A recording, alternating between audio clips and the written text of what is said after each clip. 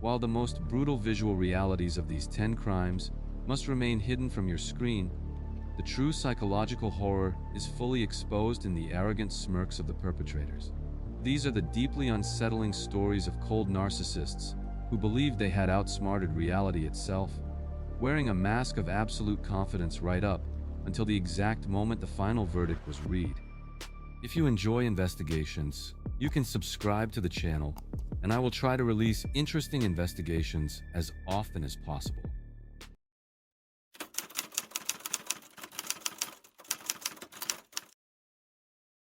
The tragedy of the Longo family rooted itself initially in the quiet,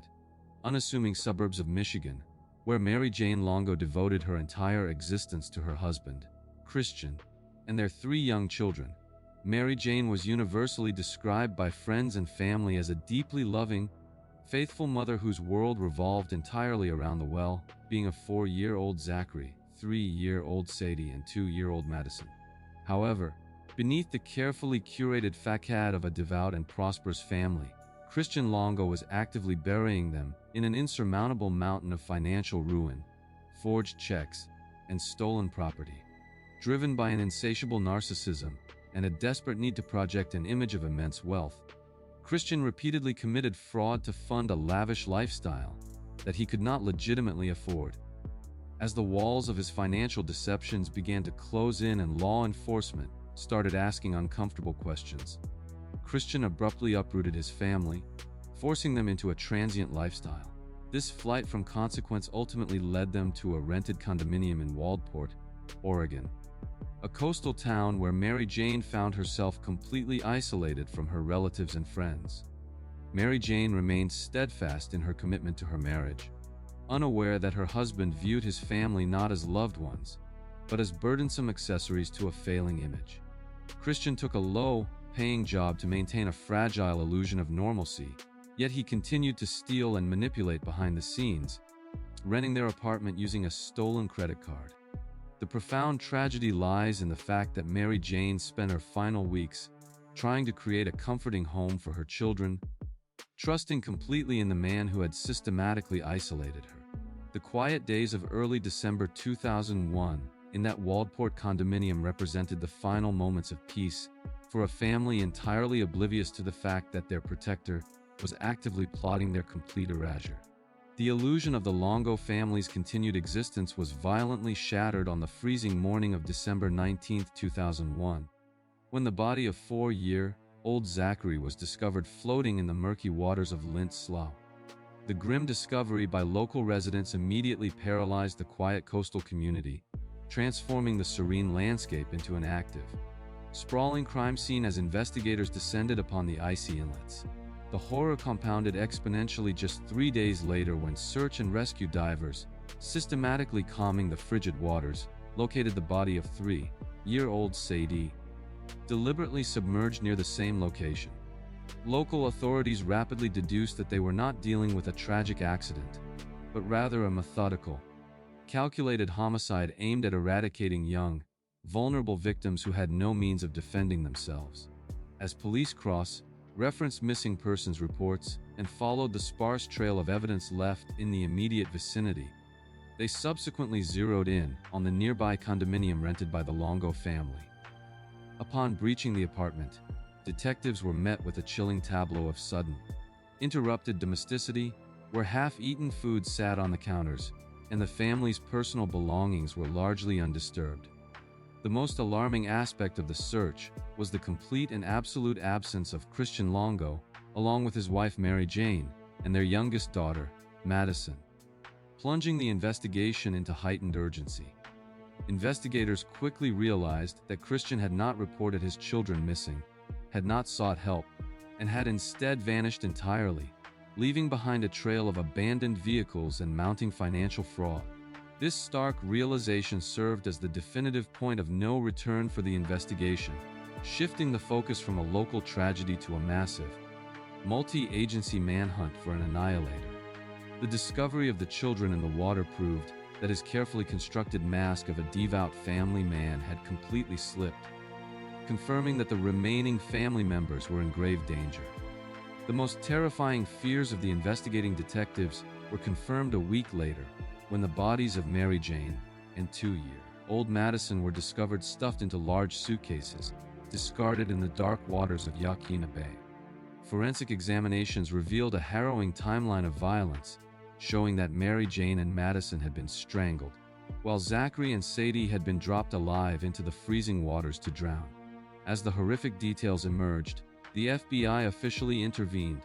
elevating Christian Longo to their 10 most wanted fugitives list and launching a massive, international dragnet to track his movements. Detectives meticulously reconstructed his flight, discovering that he had abandoned a stolen vehicle, utilized stolen credit cards to secure a flight, and systematically erased his immediate digital footprint before crossing the border. The investigation revealed that Longo had fled to the sun-drenched beaches of Cancun, Mexico, seeking refuge not in obscurity, but in vibrant tourist resorts where he could indulge his narcissistic fantasies. In a display of supreme arrogance, Longo boldly assumed the stolen identity of Michael Finkel, a disgraced writer for the New York Times, integrating himself into the local expatriate community. While the broken bodies of his wife and children were being recovered from the freezing Oregon waters, Longo was casually drinking on tropical beaches, completely detached from the unimaginable carnage. However, Longo's inherent narcissism became his undoing, as he could not resist the urge to log onto public computers in local internet cafes to monitor the news coverage of his own crimes. Cyber investigators at the FBI were actively monitoring the IP addresses accessing specific case-related files, slowly but surely triangulating the digital signals back to the Yucatan Peninsula and coordinating with Mexican authorities. The contrast between the grim labor of the forensic teams in Oregon and Longo's arrogant, leisurely existence fueled the relentless determination of the task force as they closed the net around him. The climax of this harrowing narrative arrived with the quiet, devastating snap of handcuffs as Mexican authorities detained Longo in Tulum, instantly wiping the arrogant smile from his face. Upon his swift extradition back to Oregon, Longo maintained a composed, clinical detachment during initial interrogations, refusing to offer a genuine confession, and instead choosing to meticulously prepare for trial. When the proceedings finally commenced in 2003, Longo made the astonishingly arrogant decision to take the witness stand in his own defense, aiming to utilize his sociopathic charm to manipulate the jury. In a courtroom filled with grieving relatives and hardened investigators, Longo delivered a chilling, calculated testimony wherein he attempted to frame his brutally murdered wife for the deaths of their children. With a steady voice, he claimed that he had discovered Mary Jane actively strangling Madison after she had drowned Zachary and Sadie, and that he had killed Mary Jane only in a sudden rage. This monstrous lie, designed to exploit the memory of the woman who had loved him unconditionally, represented the absolute peak of his narcissism, as he genuinely believed he could sell this fabrication. However, the prosecution systematically and mercilessly dismantled his contrived narrative, presenting irrefutable forensic evidence, timelines, and his own documented history of pathological lying to expose the massive holes in his story. As the prosecutor aggressively cross-examined him, challenging his timeline and his fabricated emotional responses, the cracks in Longo's smug head finally became visible to the entire courtroom. The jury watched intently as his intellectual superiority complex fractured under the weight of documented facts, realizing that the man sitting before them was a cold-blooded annihilator. The climax of the trial proved that no amount of eloquent speech or superficial charm could override the physical evidence, solidifying the undeniable understanding of his absolute, irredeemable guilt. The inevitable resolution arrived swiftly when the jury, having seen completely through his arrogant, theatrical deception, returned a definitive verdict of guilty on all counts of aggravated murder. The smugness that had characterized his flight to Mexico and his demeanor throughout the early stages of the trial finally dissolved as the judge handed down the sentence of death. Longo was transferred to the Oregon State Penitentiary, where his world was abruptly reduced from the limitless freedom of a tropical beach to the severe, inescapable confines of a concrete death row cell. While he subsequently engaged in numerous legal appeals and bizarre public campaigns from prison, These efforts were widely recognized as desperate attempts by a narcissist to maintain relevance and control. For the surviving family members of Mary Jane, the guilty verdict provided a necessary legal closure, firmly establishing on the public record that she was a devoted, innocent mother.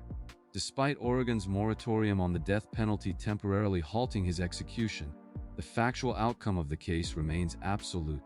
Christian Longo has been permanently neutralized and locked away from society.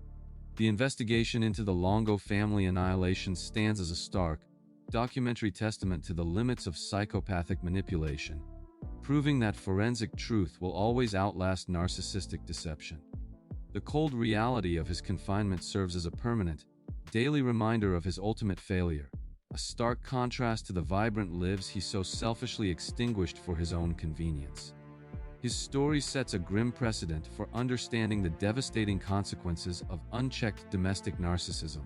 illustrating the profound darkness that can lurk behind a polite, smiling facade. It is exactly the same chilling, deceptive arrogance that would later be witnessed in the frozen landscapes of Utah, where another father, Josh Powell, would utilize a different brand of smug defiance to mask the sudden, terrifying disappearance of his own wife.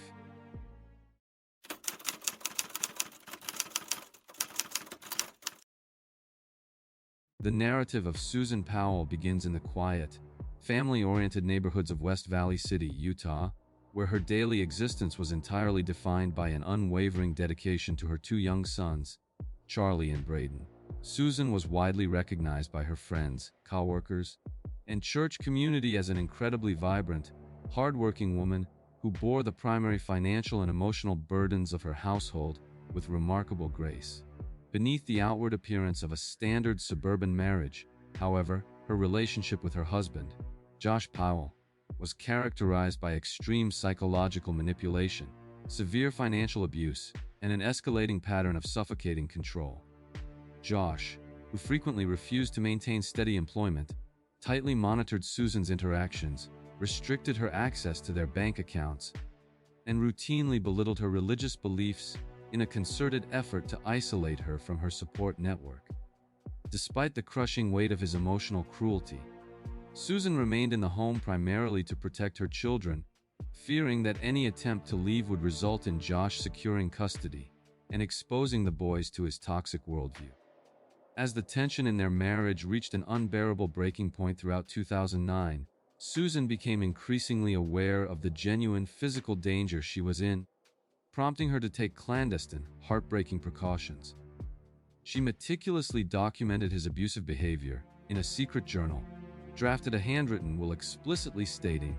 that if she died it would not be an accident, and recorded a video inventory of her home to ensure a digital record of her hidden assets. These desperate, preventative measures paint a deeply tragic portrait of a mother who fundamentally understood that she was trapped in a highly volatile situation, but was systematically deprived of the resources necessary to safely escape.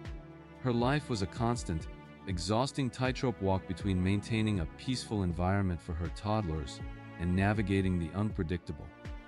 narcissistic demands of a husband who viewed her merely as an asset to be managed.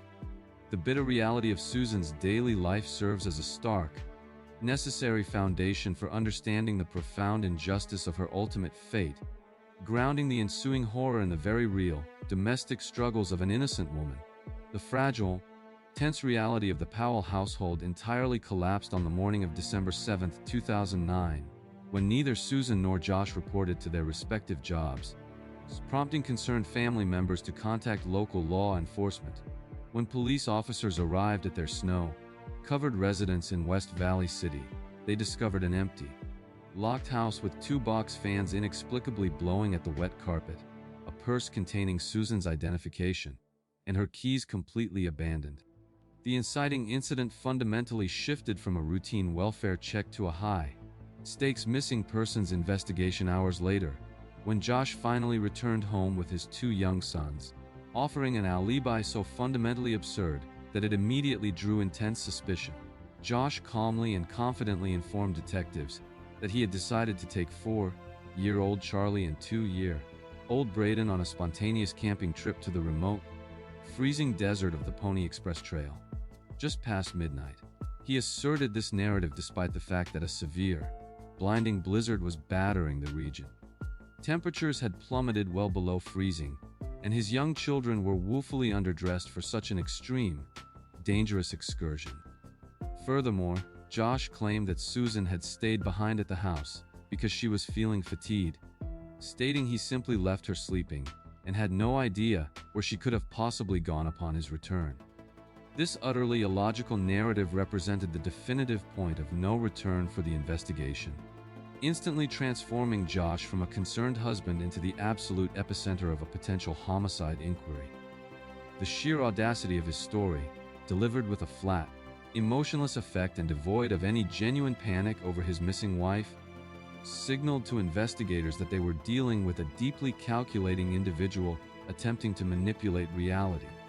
The discovery of Susan's secret will and the blatant contradictions in Josh's timeline served as the immediate catalysts for a massive search effort, mobilizing search and rescue teams across the treacherous Utah landscape.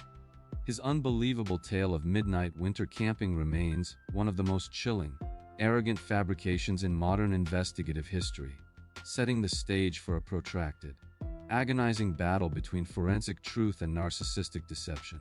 As the investigation rapidly intensified, the ensuing months were defined by a frustrating, arduous battle against Josh Powell's impenetrable wall of smug defiance and his categorical refusal to cooperate with West Valley City detectives. During formal interrogations, Josh exhibited a terrifyingly calm, arrogant demeanor, frequently smirking at investigators, dodging direct questions with calculated ambiguity, and ultimately invoking his right to counsel to permanently halt any meaningful dialogue. Rather than assisting in the desperate search for the mother of his children, Josh hastily packed up his belongings,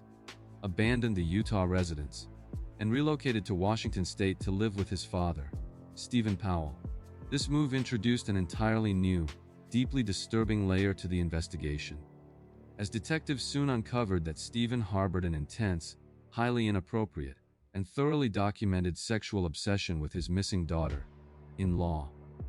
The collaborative dysfunction between Josh and his father created a hostile, impenetrable fortress against law enforcement, further alienating Susan's grieving parents,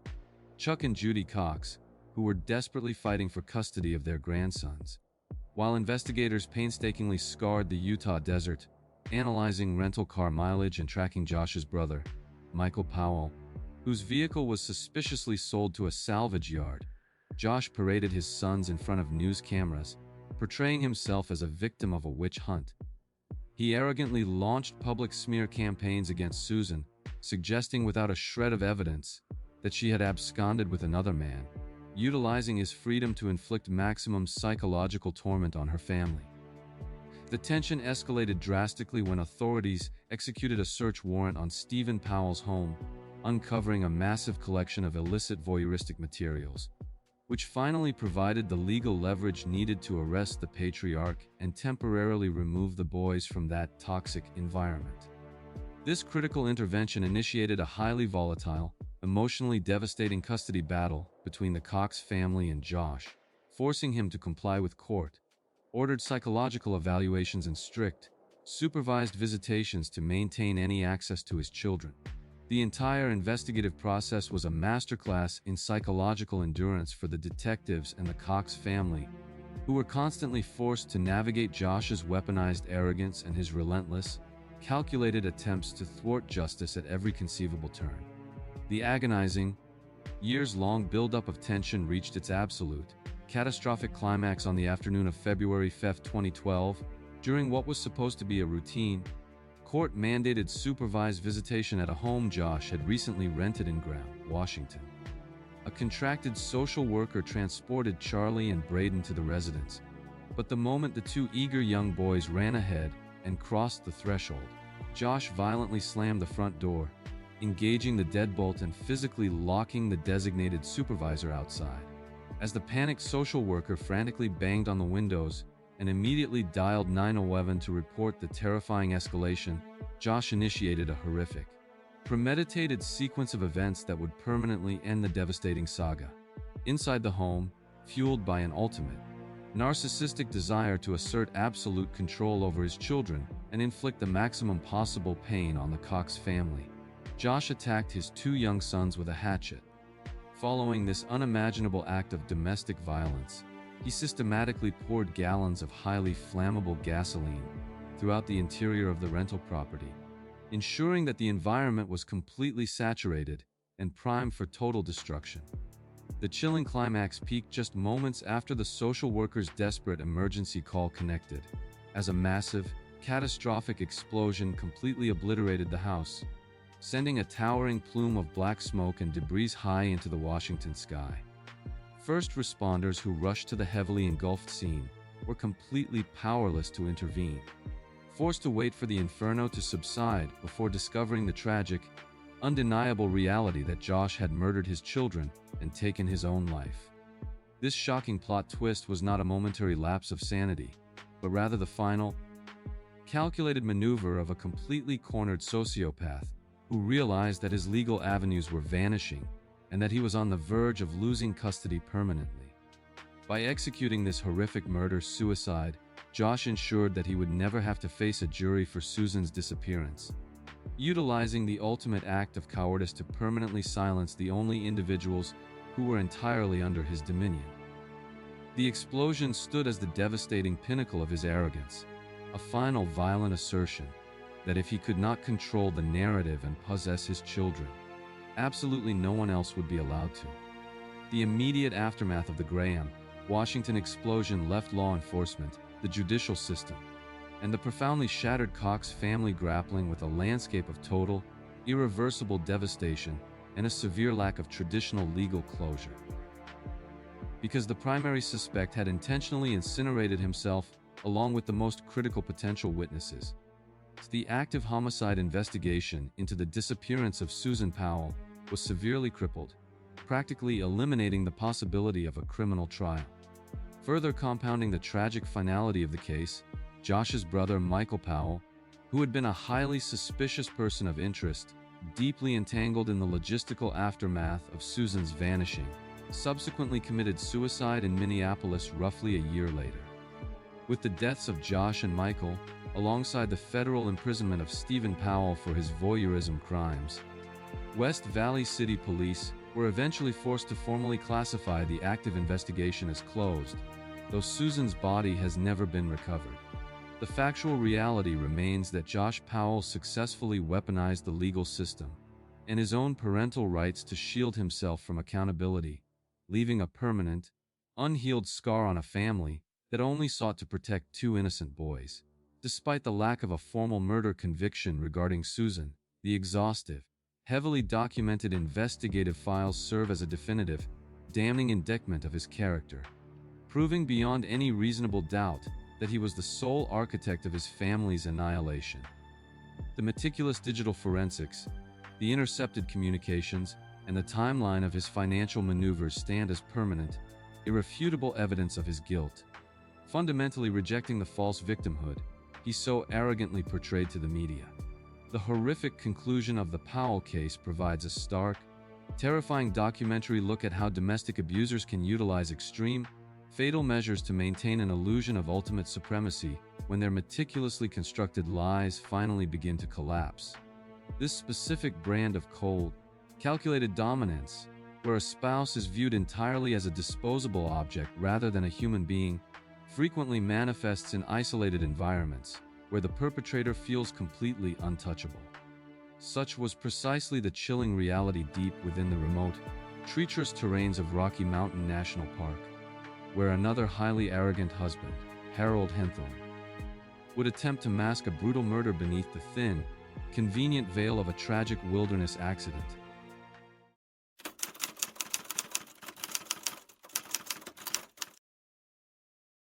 The brilliant trajectory of Toni Henthorne's life was defined by her immense success as a widely respected ophthalmologist, whose fierce dedication to her specialized medical practice was matched only by her profound commitment to her deeply held religious faith and the upbringing of her young daughter. Hailing from a prominent, wealthy, and deeply supportive family in Mississippi, Toni eventually relocated to the picturesque, expansive landscapes of Colorado, where she firmly believed she had found the perfect life partner in Harold Henthorne, a man who consistently presented himself as a fiercely successful entrepreneur and a devoutly religious community leader. To the outside world, and particularly to Tony's trusting, tight-knit family, Harold meticulously crafted the grand illusion of being an independently wealthy, high-stakes fundraiser for various high-profile charities and non-profit organizations, commanding respect and projecting an aura of absolute financial stability. He frequently spoke at length about his demanding business travels out of state, his extensive network of influential philanthropic contacts, and his deep, unwavering devotion to providing a spiritually enriching environment for their growing family, successfully masking the dark, parasitic reality of his actual, day-to-day existence.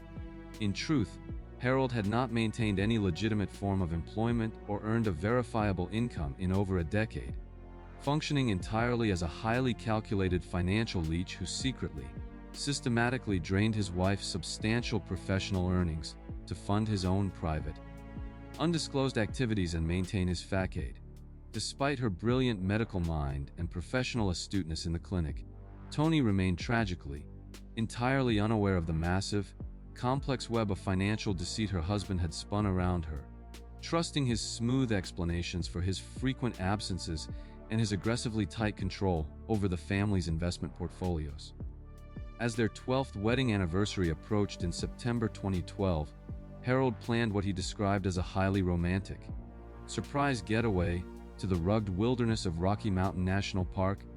a destination that seemed to perfectly encapsulate his outward persona of an adventurous, loving, and attentive husband. He meticulously orchestrated the entire weekend itinerary, specifically insisting on taking Tony on a rigorous, challenging hike along the remote trails of Deer Mountain, despite her well-known, frequently voiced reservations regarding steep drops and her complete lack of experience in traversing dangerous alpine terrain. The devastating, sickening irony of this celebratory excursion was that Tony embarked on the journey believing it to be a joyous reformation of their marital bond, entirely oblivious to the fact that she was actively walking directly into a meticulously engineered, geographic trap designed to permanently terminate her life. This carefully constructed, impenetrable facade of suburban bliss and unwavering religious devotion serves as the necessary, chilling context for understanding the magnitude of the betrayal, highlighting the terrifying vulnerability of a successful woman who was completely isolated by the very man she most implicitly trusted. The fragile illusion of this romantic anniversary retreat was violently and irreparably shattered on the afternoon of September 29, 2012, when the couple deviated from the established, heavily trafficked park trails and ventured out onto a highly dangerous, precipitous ledge overlooking a sheer, catastrophic drop. According to the initial, highly controlled and rehearsed narrative provided by Harold to authorities, he was briefly occupied with reviewing text messages on his cellular phone when he suddenly noticed a blur of movement out of his peripheral vision, realizing a moment later that his wife was no longer standing beside him. Tony had plummeted approximately 140 feet down the jagged, unforgiving rock face of the mountain, suffering catastrophic, instantly non-survivable injuries upon her brutal impact with the rugged terrain below, immediately transforming the remote, majestic wilderness landscape into a horrific, isolated crime scene. The inciting incident officially transitioned from a presumed tragic, albeit rare, wilderness accident to a matter of intense, immediate investigative scrutiny the precise moment Harold initiated his emergency call to dispatchers, displaying an unnerving, clinical detachment that starkly contradicted the immense trauma of the situation. While speaking with the 911 operator, Harold's vocal tone remained remarkably flat and measured, completely devoid of the frantic panic, breathless desperation, or profound emotional collapse that typically and naturally accompanies the sudden, violent death of a beloved spouse, as he methodically provided geographical coordinates while inexplicably failing to render immediate basic first aid. Even more disturbing to investigators was the later, forensic revelation that during the agonizing, protracted minutes before rescue teams could physically reach the remote location, Harold actively utilized his digital camera to photograph the surrounding landscape, and the exact location of his wife's fatal fall, prioritizing morbid documentation over any desperate attempt to comfort her. When park rangers and emergency medical personnel finally arrived at the bloody base of the cliff after a grueling, physically demanding trek, they officially pronounced Tony dead at the scene, noting immediately that Harold's pristine, unruffled physical appearance and composed demeanor were deeply incongruous with his claim of having frantically scrambled down the treacherous rocks to reach her body. His highly articulate explanations regarding how she had allegedly slipped while attempting to take a photograph of the expansive alpine valley immediately struck seasoned investigators as highly rehearsed, entirely lacking the chaotic, fragmented nature of genuine, trauma-induced memory from a grieving survivor. This profoundly suspicious, emotionally vacant behavior at the very epicenter of the tragedy served as the absolute point of no return for the park rangers and the FBI, instantly shifting their perspective of Harold Henthorne from a grieving, unfortunate widower to the primary, solitary suspect in a calculated, high-stakes homicide investigation. The remote, unforgiving environment of the national park, initially selected for its majestic beauty and isolation, had been deliberately weaponized by a predator, providing the perfect backdrop for a fatal plunge that Harold arrogantly believed would be unquestioningly categorized as an unfortunate misstep by an inexperienced hiker. As the federal investigation rapidly accelerated over the following weeks, detectives systematically dismantled the elaborate, decades-long fabrication of Harold Henthorne's life, uncovering a chilling, undeniable pattern of predatory financial behavior and shifting, contradictory narratives regarding the exact circumstances of his wife's death. Law enforcement agents discovered through a series of subpoenas that Harold had secretly secured 3 massive, separate life insurance policies on Tony, totaling a staggering $4.5 million, and had been actively, highly suspiciously inquiring about the specific payout procedures just days before the fatal anniversary trip to the mountains. Furthermore, the supposed business trips that frequently kept him away from his family for days at a time were exposed as complete, pathetic fabrications. Investigators tracked his daily movements via cell tower data to a local Panera Bread,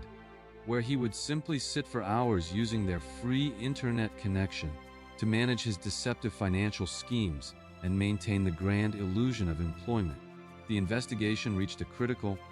highly incriminating turning point when detectives executed a search warrant on Harold's vehicle and discovered a heavily annotated topographical map of Rocky Mountain National Park bearing a distinct, hand-drawn pinks that perfectly exactly marked the isolated location where Tony was pushed to her death. When formally confronted with this devastating, undeniable piece of physical evidence in an interview room, Harold arrogantly attempted to explain it away as a simple highlight of a scenic viewpoint, a blatant, desperate lie that entirely failed to mask the highly premeditated nature of his fatal, calculated itinerary. The escalating,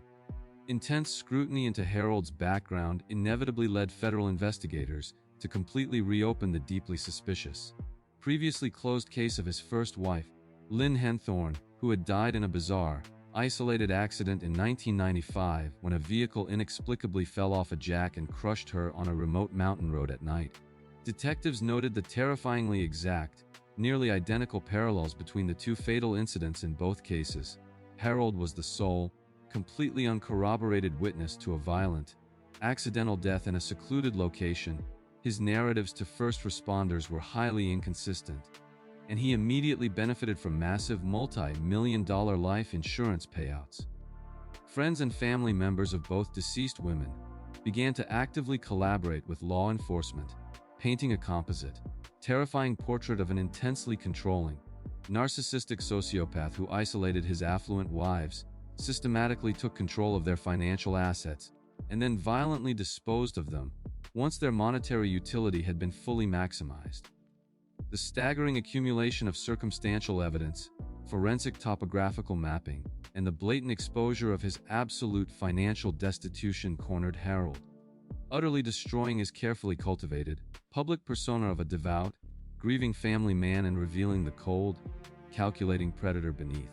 Despite the mounting legal pressure and the blatant, public exposure of his lies, Harold maintained a remarkably smug, defiant posture during police interviews and court appearances, firmly believing that the remote, unwitnessed nature of the crime would permanently prevent the prosecution from securing a definitive conviction. The ultimate climax of this agonizing, highly technical judicial process commenced in 2015 when Harold Henthorn was formally indicted by a federal grand jury and brought to trial in Denver, Colorado, facing a charge of first-degree murder for the premeditated death of his second wife. Throughout the grueling weeks of the trial proceedings, Harold exhibited an infuriatingly arrogant and composed demeanor, frequently smiling at his legal team, taking meticulous notes, and appearing entirely confident that his high-priced defense attorneys could successfully obscure the truth behind the inherent ambiguity of a wilderness accident. His central defense strategy heavily relied on the complete, undeniable absence of a direct eyewitness to the actual fall, forcefully asserting that the prosecution's case was purely circumstantial and that Tony's death, while deeply tragic, was nothing more than an unfortunate slip by a clumsy, inexperienced hiker navigating inherently dangerous terrain. However, the federal prosecution systematically and mercilessly dismantled this arrogant, hollow defense, utilizing extensive expert testimony from seasoned park rangers, specialized biomechanical engineers, and forensic analysts to conclusively prove that Tony's specific trajectory and the sheer outward distance of her fall were physically impossible without a forceful, deliberate shove from behind. The most devastating, dramatically shifting moment of the trial occurred when the prosecution officially introduced the heavily annotated map with the hand-drawn X into evidence, visually demonstrating to the jury that Harold had meticulously scouted the location and planned the murder with the chilling precision of a military operation. Furthermore, after extensive legal arguments, the judge permitted the introduction of the eerily similar circumstances surrounding the death of his first wife, Lynn, allowing the jury to recognize a definitive, predatory pattern of behavior that completely eradicated any plausible deniability regarding an unfortunate, tragic coincidence. As the prosecution aggressively connected the dots between his massive financial insolvency, the newly acquired, multi-million-dollar life insurance policies, and his deeply inconsistent versions of the fatal afternoon, the profound arrogance that had initially shielded Harold began to visibly fracture in the tense courtroom. The jury watched intently as his facade of intellectual superiority and religious purity crumbled under the undeniable weight of the documented, undeniable facts, realizing that the man sitting before them was not an unlucky widower, but a serial domestic annihilator who exploited remote wilderness areas to execute his wives for profit. The climax of the trial firmly established that no amount of superficial charm, rehearsed religious posturing, or carefully constructed lies could override the forensic biomechanical mapping and the staggering financial evidence, solidifying the jury's understanding of his absolute, irredeemable guilt.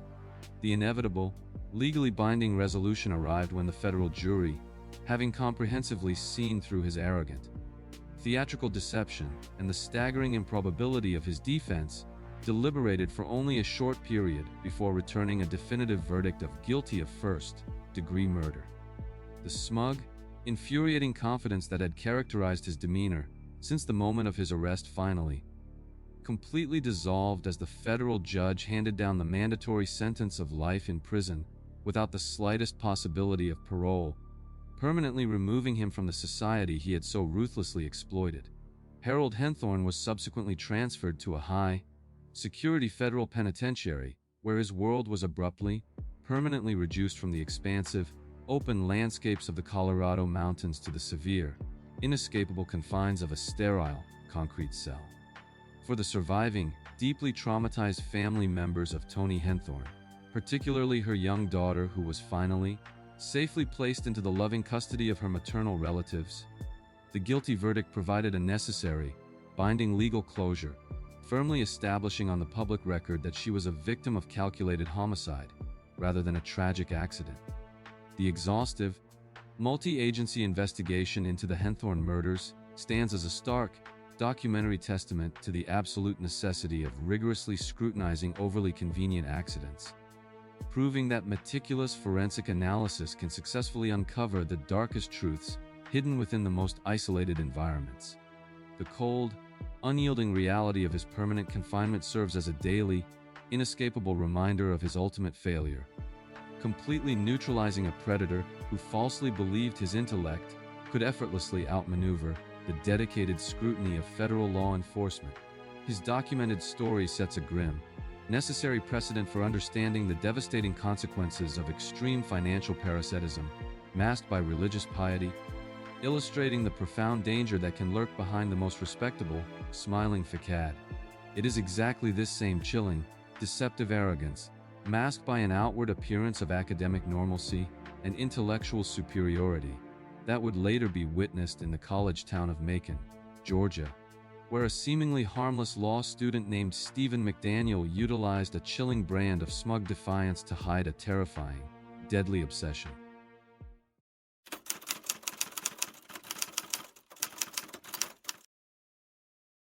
The vibrant and deeply promising life of 27-year-old Lauren Giddings was firmly anchored in the historic, bustling collegiate environment of Macon, Georgia, where she was widely celebrated as an exceptionally driven and compassionate law student at Mercer University. Having recently graduated and vigorously preparing for the rigorous demands of the state bar exam, Lauren represented the absolute best of her academic community, constantly radiating a genuine warmth that effortlessly drew people toward her in both professional and social settings.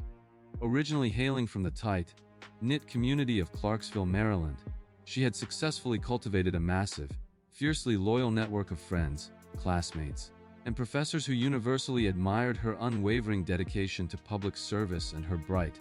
undeniably promising legal future. Lauren resided in the Barristers Hall apartment complex, a quiet, unassuming residential building located directly across the street from the law school, specifically populated by fellow students who sought a peaceful environment conducive to intense study and academic focus. To the outside world, and particularly to her devoted family back home, Lauren's daily existence appeared to be perfectly on track, characterized by late nights surrounded by heavy legal textbooks, regular morning runs, and frequent, joyful communications with her tight circle of friends. She possessed a natural, effortless charisma that made her a beloved figure within the Mercer community, completely unaware that her radiant personality and friendly demeanor had unwittingly attracted the darkest, most predatory kind of fixation from a deeply disturbed individual living just next door. Her next-door neighbor and former law school classmate, Stephen McDaniel, outwardly presented himself as a socially awkward, but fundamentally harmless eccentric, blending into the academic background, while secretly harboring an intensely violent, deeply disturbing obsession with her. While Lauren spent her final weeks eagerly anticipating the beginning of her professional career as an attorney,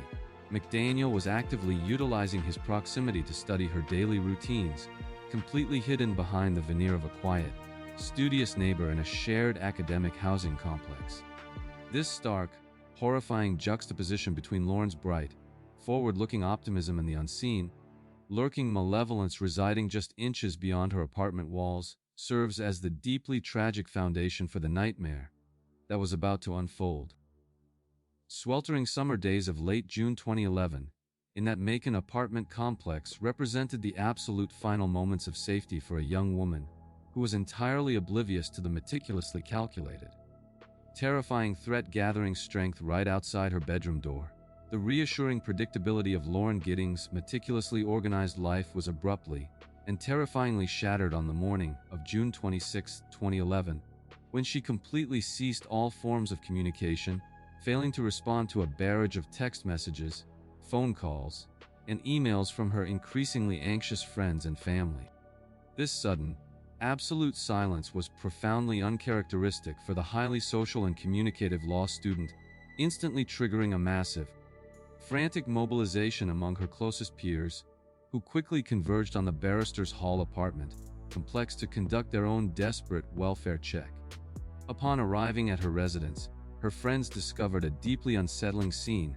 Lauren's car was still parked in its usual spot, her apartment door was locked, and there was absolutely no indication that she had planned to leave town or abandon her intense daily study schedule for the upcoming bar exam. The inciting incident fundamentally shifted from a localized wave of concern among classmates to a high-stakes, official missing persons investigation the exact moment local law enforcement officers were forced to physically breach her apartment door, stepping into a silent, seemingly undisturbed living space. Detectives immediately noted that her purse, keys, and critical personal belongings had been left behind, while a faint, lingering odor of bleach permeated the air, providing seasoned investigators with an immediate, chilling indication that a violent struggle and subsequent cleanup had likely occurred within the confined space. As the Macon Police Department rapidly escalated their search efforts, organizing massive grid searches and distributing missing person flyers throughout the sprawling university campus, the entire community was plunged into a state of profound shock and escalating terror. The sudden,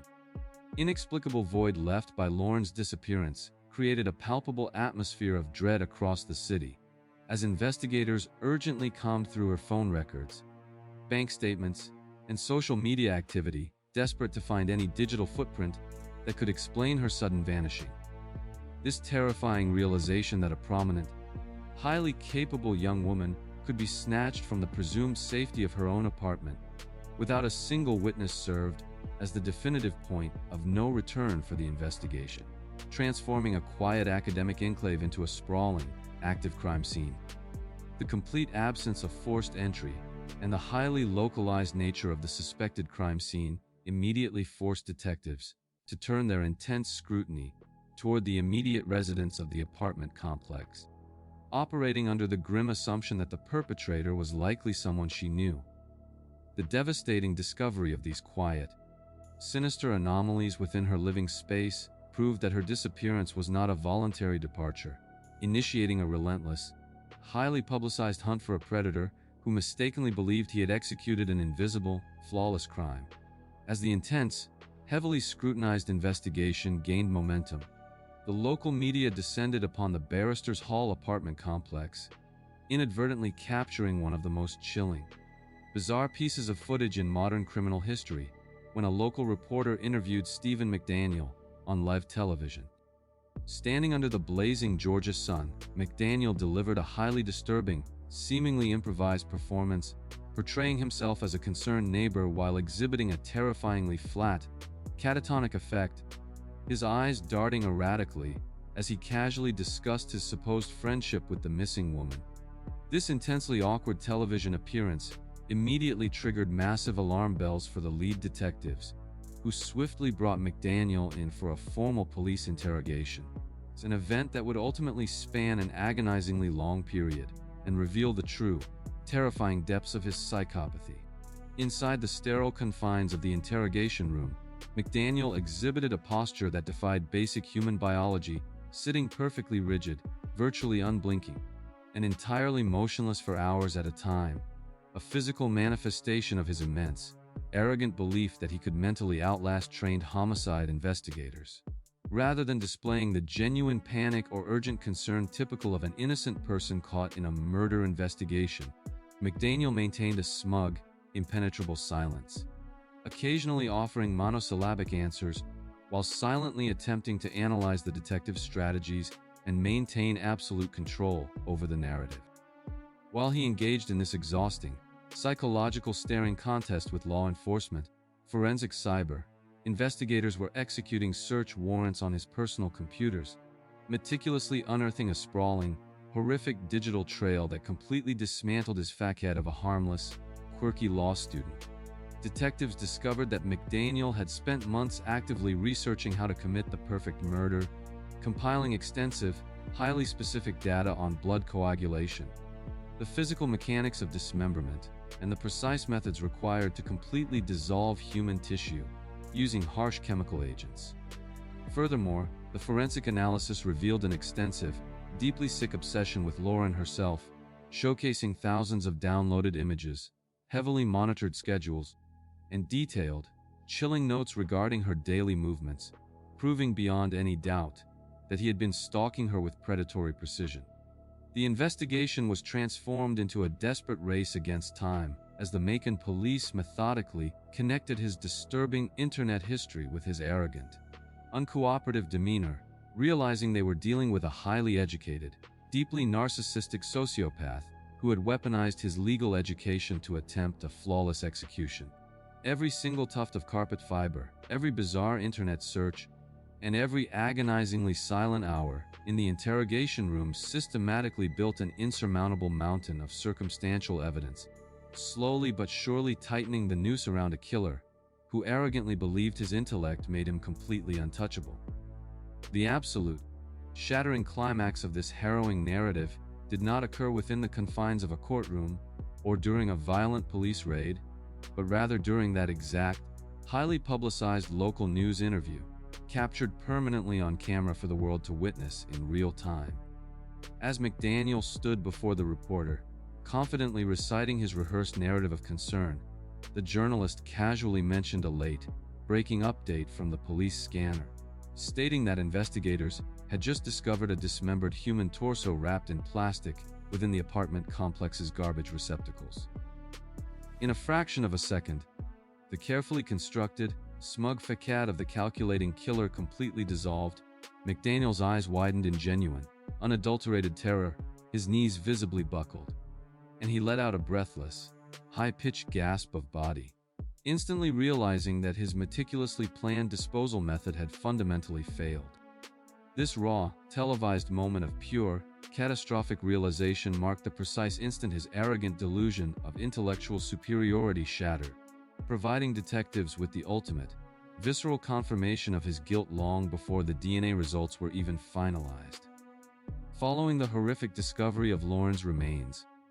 the physical investigation rapidly accelerated, culminating in a devastating search of McDaniel's apartment, where detectives located a stolen master key to the complex, definitively proving he had unrestricted, undetected access to his victim's sanctuary. The most chilling, profoundly disturbing plot twist emerged when investigators successfully recovered heavily deleted, highly encrypted video files from his digital camera, revealing horrifying, first-person footage filmed by McDaniel himself as he utilized a long stick to peer into Lauren's second-story bedroom window just days before the murder.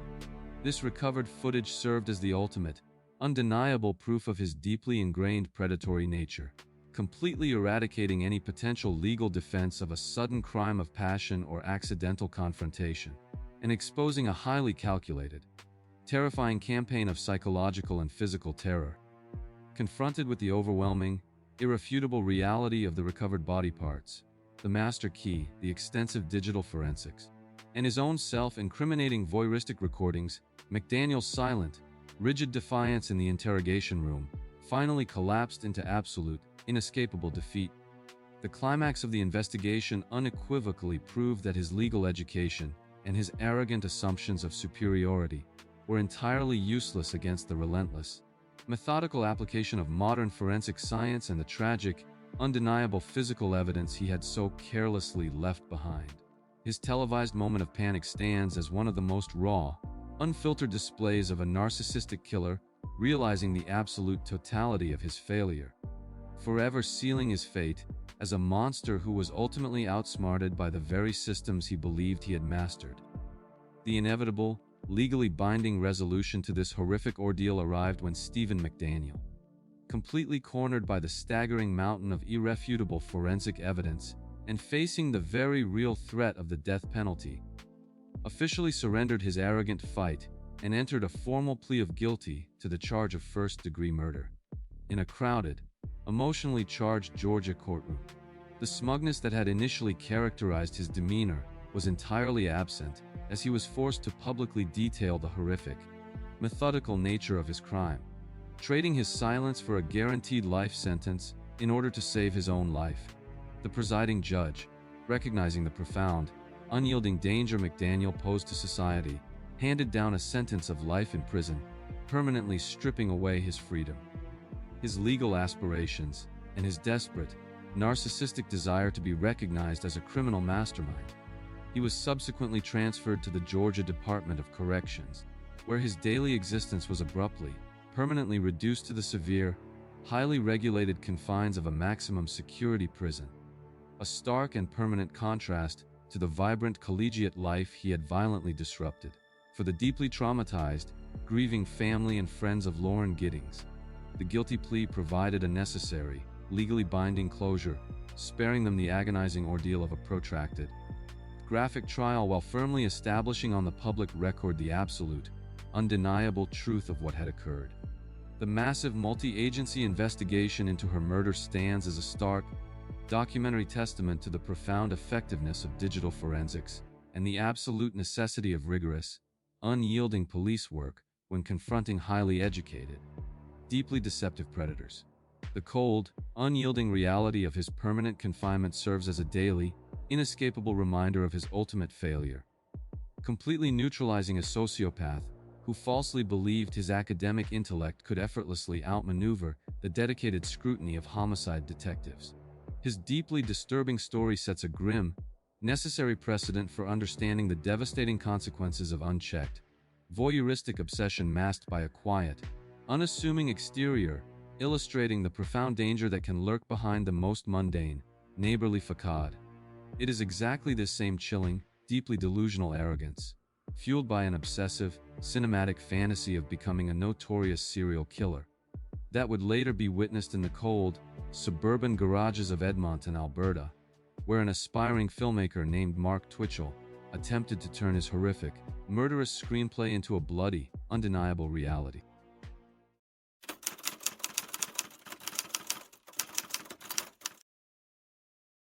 The life of John Brian Altinger, known simply as Johnny to his closest friends, was characterized by an unassuming, steadfast reliability that made him a beloved,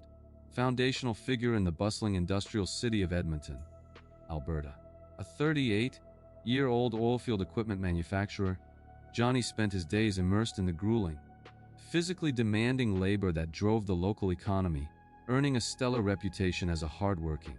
deeply loyal individual who consistently prioritized his professional and personal responsibilities. Despite his career stability and a wide, supportive circle of friends, Johnny harbored a quiet, persistent loneliness, actively seeking a genuine romantic connection in a modern dating landscape that was increasingly shifting into the digital, anonymous realm. In the autumn of 2008, his earnest pursuit of companionship led him to the popular online dating platform Plenty of Fish, where he eventually matched with an attractive, seemingly engaging woman who introduced herself simply as Jen. The correspondence between Johnny and Jen progressed rapidly, characterized by her intense interest and a series of flirtatious exchanges that effectively bypassed his usual caution and successfully cultivated a false, dangerous sense of intimacy. To his friends, Johnny enthusiastically shared the details of this promising new connection, expressing a rare, vulnerable optimism about their upcoming first date, which was scheduled for a Friday evening in early October. However, the meticulously crafted digital persona of Jen was nothing more than a predatory fiction, a highly calculated lure designed specifically to exploit the natural human desire for affection and companionship. The entity operating the keyboard on the other side of the city was not a woman looking for love, but an aspiring, deeply delusional filmmaker who had spent months constructing a literal slaughterhouse in a rented residential garage. Johnny's earnest, open-hearted approach to the date stood in horrific, tragic contrast to the cold, mechanical trap that had been set for him, highlighting the terrifying vulnerability inherent in trusting the unverified avatars of the internet. The quiet anticipation he felt as he prepared for what he believed would be a romantic evening represented the absolute final moments of his ordinary life, entirely oblivious to the terrifying, cinematic nightmare he was about to step into. The fragile promise of that Friday evening on October 10, 2008, unraveled into a deeply unsettling mystery when Johnny followed the highly specific, incredibly bizarre directions provided by Jen, which led him not to a public restaurant or a crowded venue, but down an isolated alleyway to a detached, rented garage in a quiet, suburban neighborhood. After arriving at the dimly lit location, Johnny vanished without a trace, completely ceasing all normal communications with his family and completely abandoning his established daily routines without any warning. The inciting incident fundamentally shifted from a mere misconnection to a deeply sinister anomaly a few days later,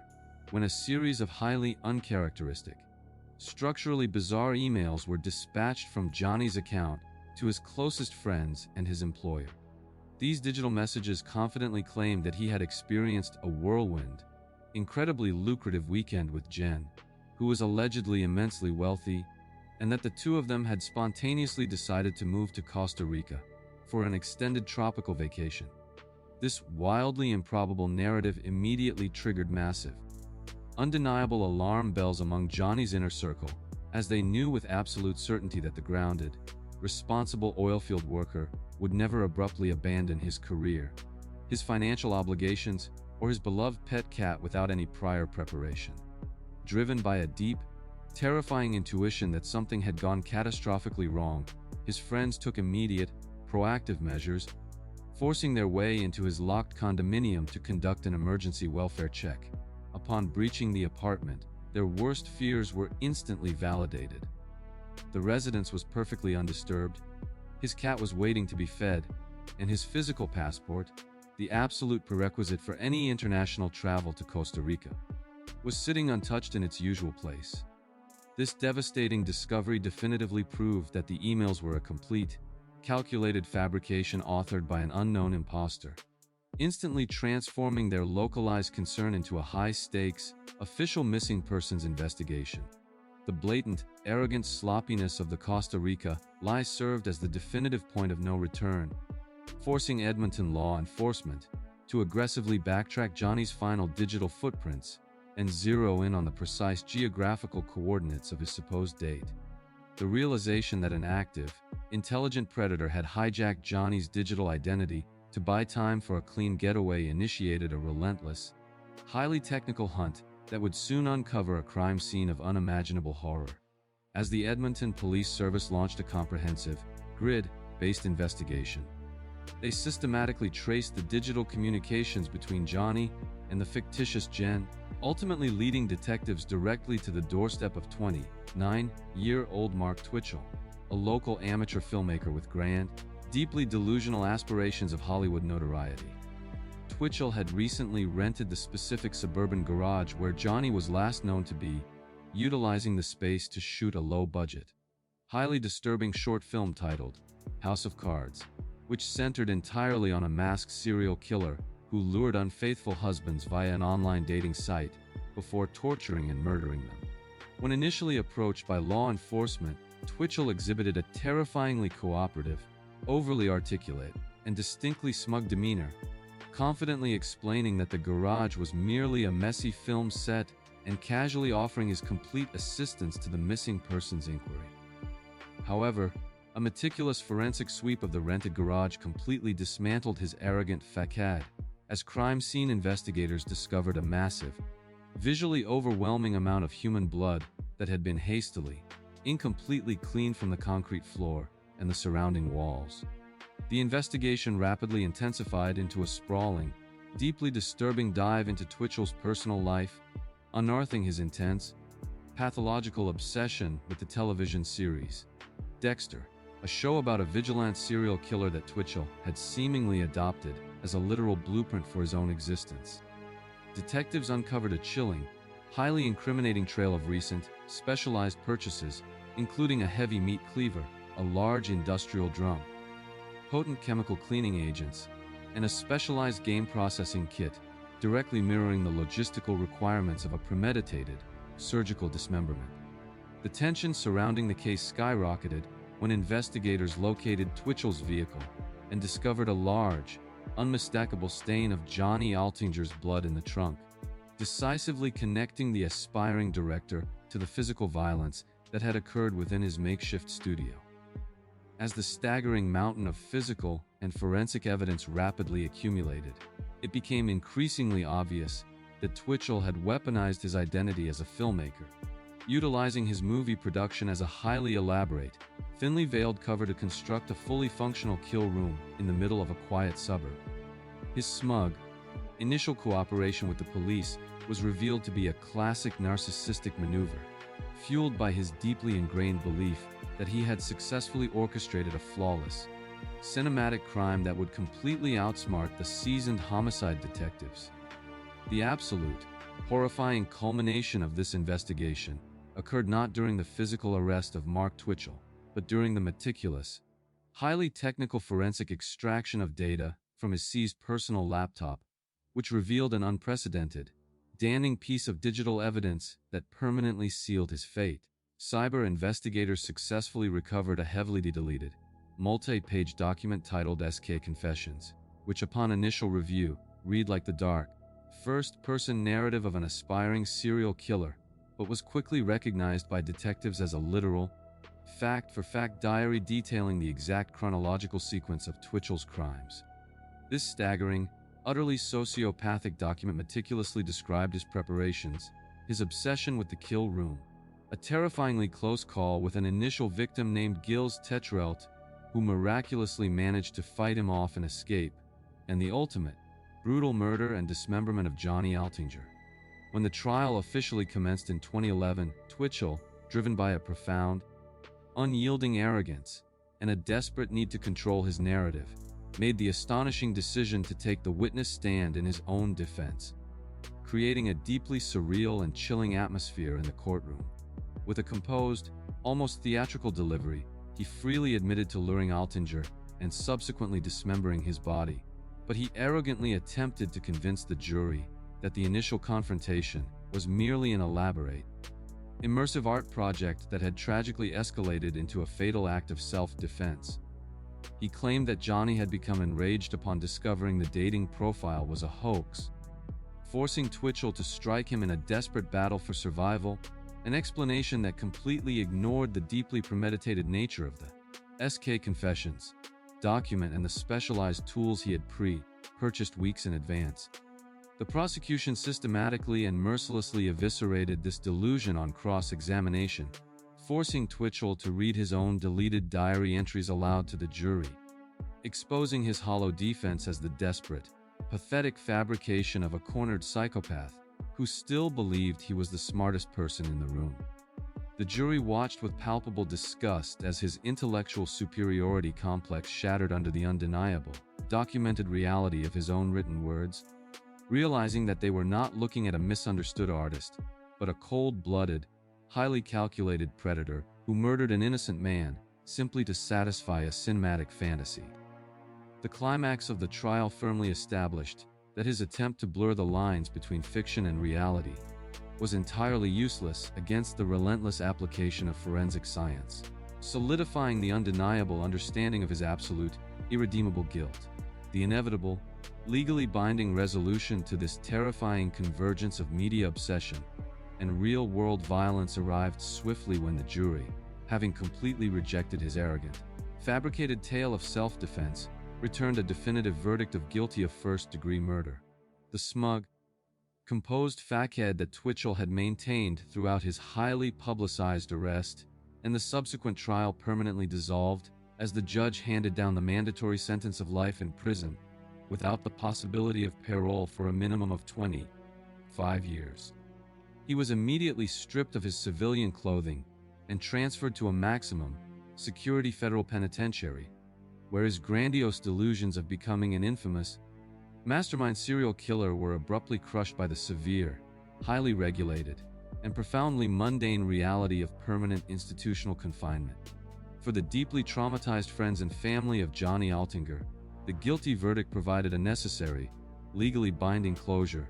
firmly establishing on the public record that Johnny was a completely innocent victim of a highly sophisticated, unprovoked ambush. The exhaustive, deeply disturbing investigation into the Edmonton garage murder stands as a stark, documentary testament to the profound dangers of unhinged narcissism and the devastating consequences that occur when psychopathic individuals completely detach from reality to pursue violent fantasies. The cold, unyielding reality of Twitchell's permanent imprisonment serves as a daily, inescapable reminder of his ultimate, pathetic failure, completely neutralizing a predator who falsely believed his cinematic intellect could outmaneuver the dedicated scrutiny of law enforcement and the undeniable truth of his own digital footprint. His documented story sets a grim, necessary precedent for understanding how easily a carefully constructed digital facade can be weaponized to lure vulnerable individuals into highly controlled, deadly environments. It is exactly this same chilling, deceptive arrogance wherein a perpetrator utilizes their established societal position to mask a deep, predatory nature that would later be witnessed in the quiet suburbs of Illinois, where a highly decorated police sergeant named Drew Peterson manipulated his badge to conceal a terrifying history of domestic annihilation.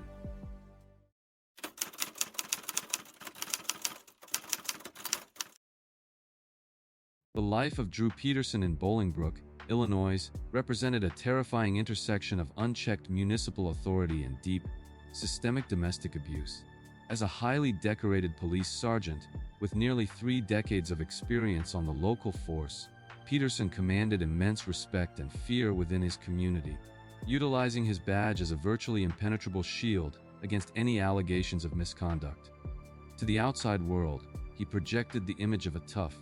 seasoned law enforcement officer who maintained order, but behind the closed doors of his suburban home,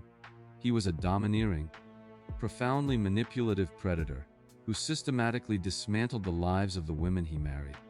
This deeply entrenched power dynamic was especially devastating for his third wife, Kathleen Savio, and subsequently his fourth wife, Stacy Peterson, both of whom found themselves completely isolated and effectively trapped by a man who fundamentally understood how to manipulate the legal system to his advantage. Kathleen had fought a bitter, agonizing divorce and custody battle against Peterson, frequently expressing deep, terrifying premonitions to her family and friends that her ex-husband was going to murder her and successfully make it look like an accident. Stacy, who was nearly 30 years his junior, initially believed she had found a powerful protector, but she quickly realized that Peterson's protection was actually a suffocating, deeply paranoid form of total surveillance and control. Peterson dictated Stacy's movements, monitored her communications, and actively weaponized his law enforcement connections to ensure that if either woman ever attempted to seek help from the local authorities, their complaints would be swiftly intercepted, minimized, and ultimately dismissed by his loyal colleagues on the force. The chilling reality for both Kathleen and Stacy was that their abuser was not just a violent spouse, but the very embodiment of the local justice system, rendering them completely helpless against his escalating, highly organized intimidation. This terrifying environment of absolute, unchecked authority provides the necessary, devastating context for understanding how Peterson managed to operate with such staggering, arrogant impunity for so long, effectively turning the entire town of Bolingbrook into his own private, heavily monitored fiefdom. The quiet desperation of these isolated women stood in stark, horrific contrast to the booming, boastful confidence of a decorated sergeant who genuinely believed that his uniform made him completely immune to the laws he was sworn to enforce. His career accolades and his seemingly unshakable standing within the local municipal government provided the ultimate,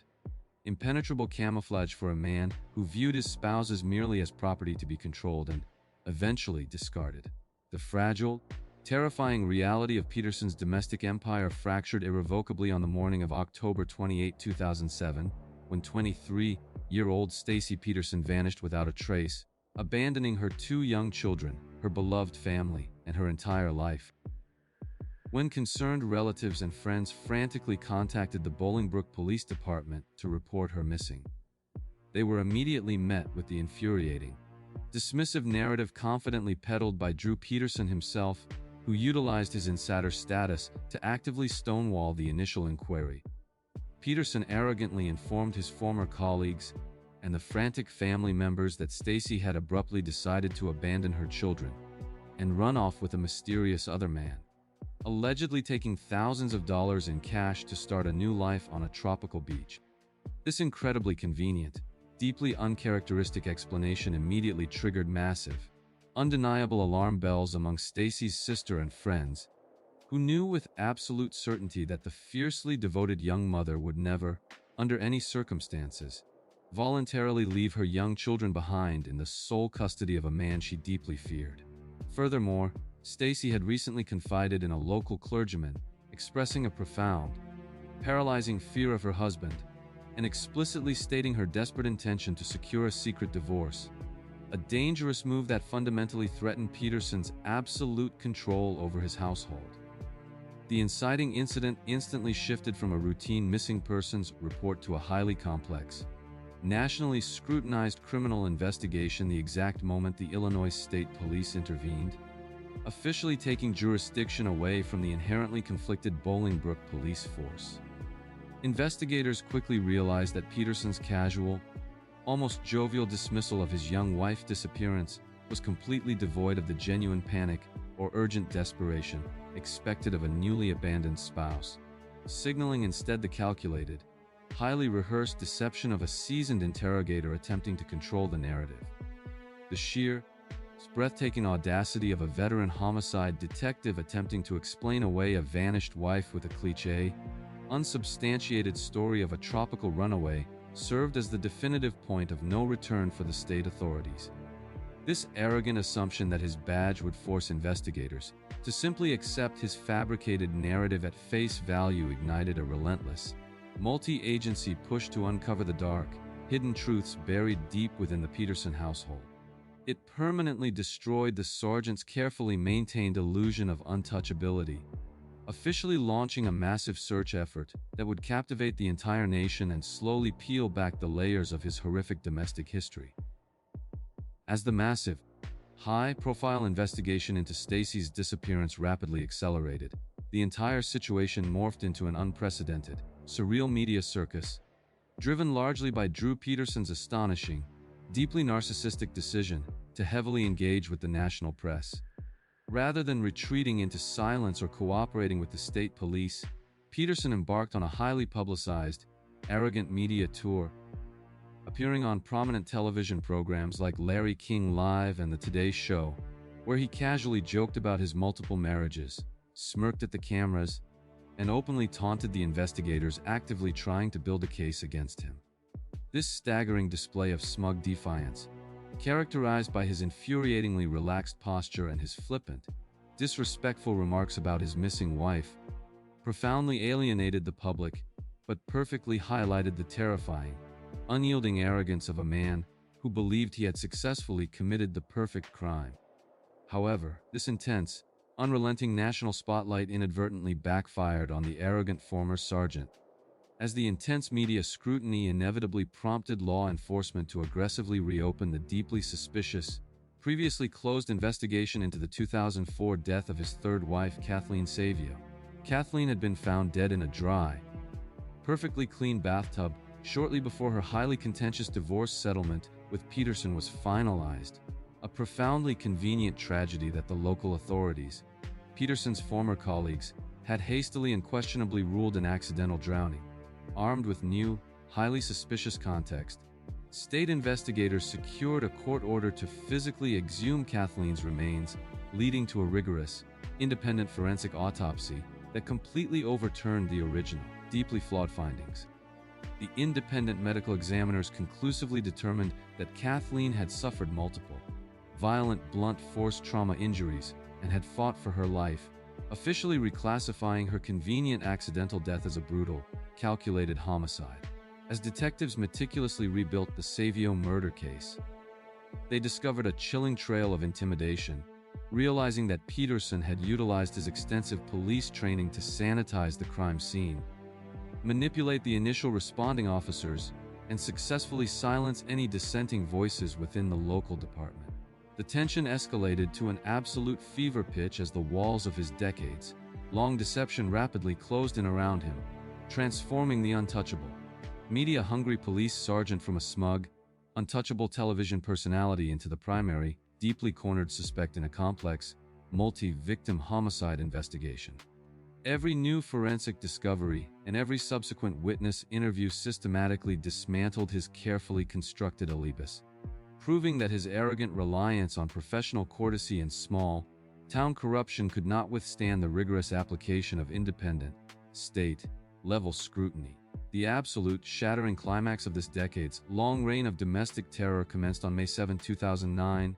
when the heavily armed tactical units of the state police surrounded Drew Peterson and officially placed the arrogant former sergeant under arrest for the first, degree murder of Kathleen Savio.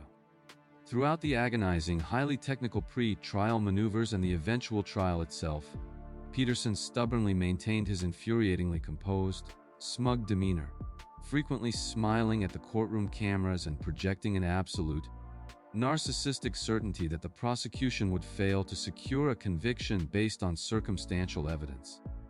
His high-priced defense team aggressively attacked the forensic timeline and confidently asserted that the state could never definitively prove he was physically present in Kathleen's home on the night of her death, banking heavily on the absence of traditional, direct physical evidence. However, the prosecution executed a brilliant, legally groundbreaking strategy by utilizing a newly passed Illinois statute, widely dubbed Drew's Law, which explicitly permitted the introduction of reliable, hearsay evidence from unavailable witnesses, allowing the murdered and missing women to effectively testify from beyond the grave.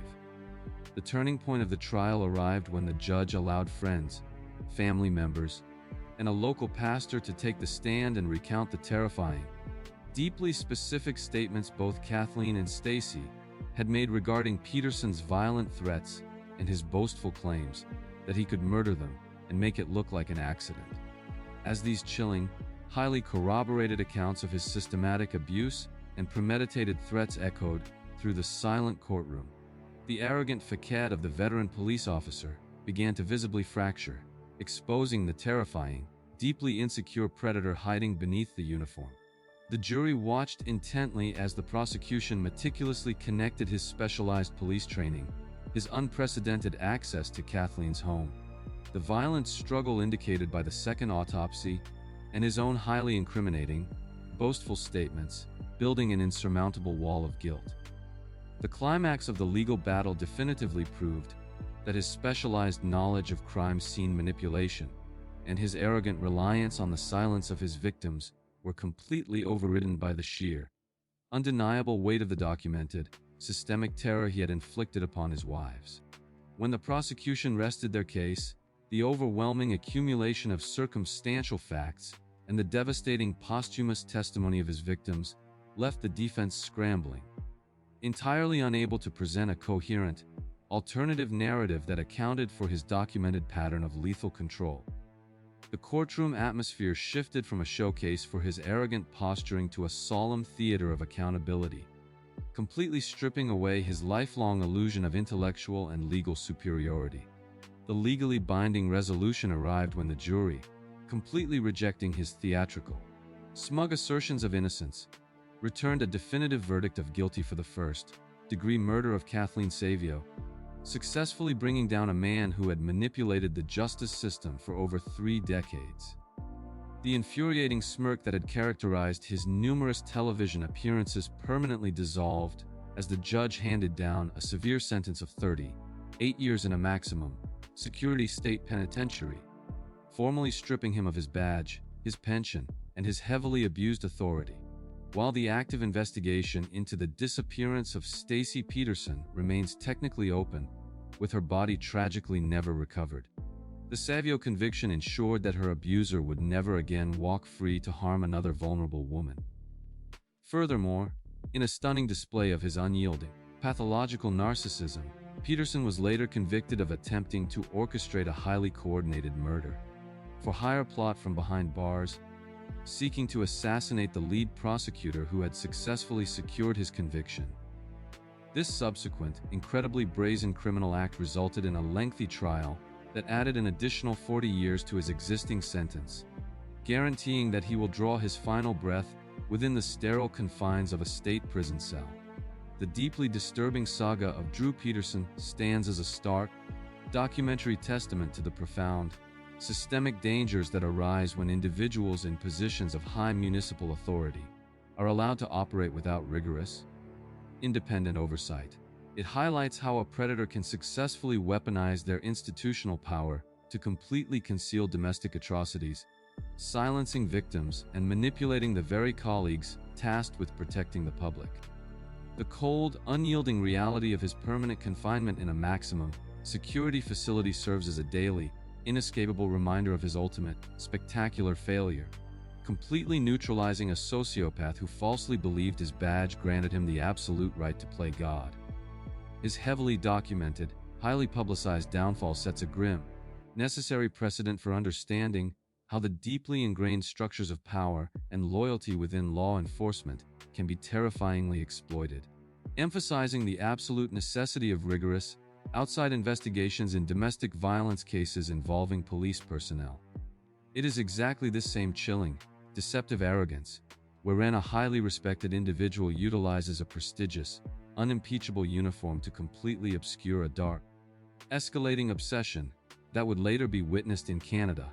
where a highly decorated Air Force colonel named Russell Williams hid a terrifying, murderous double life behind a chest full of military medals.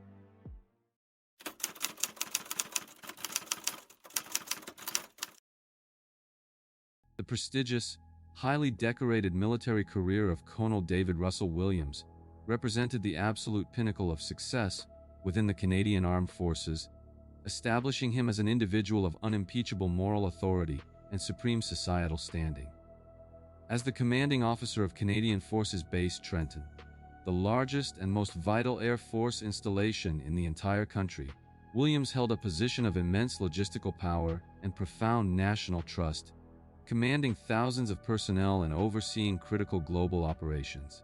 His sterling professional reputation was further solidified by his elite status as a highly trusted pilot who had frequently flown high-profile dignitaries, including the Prime Minister of Canada and Queen Elizabeth II,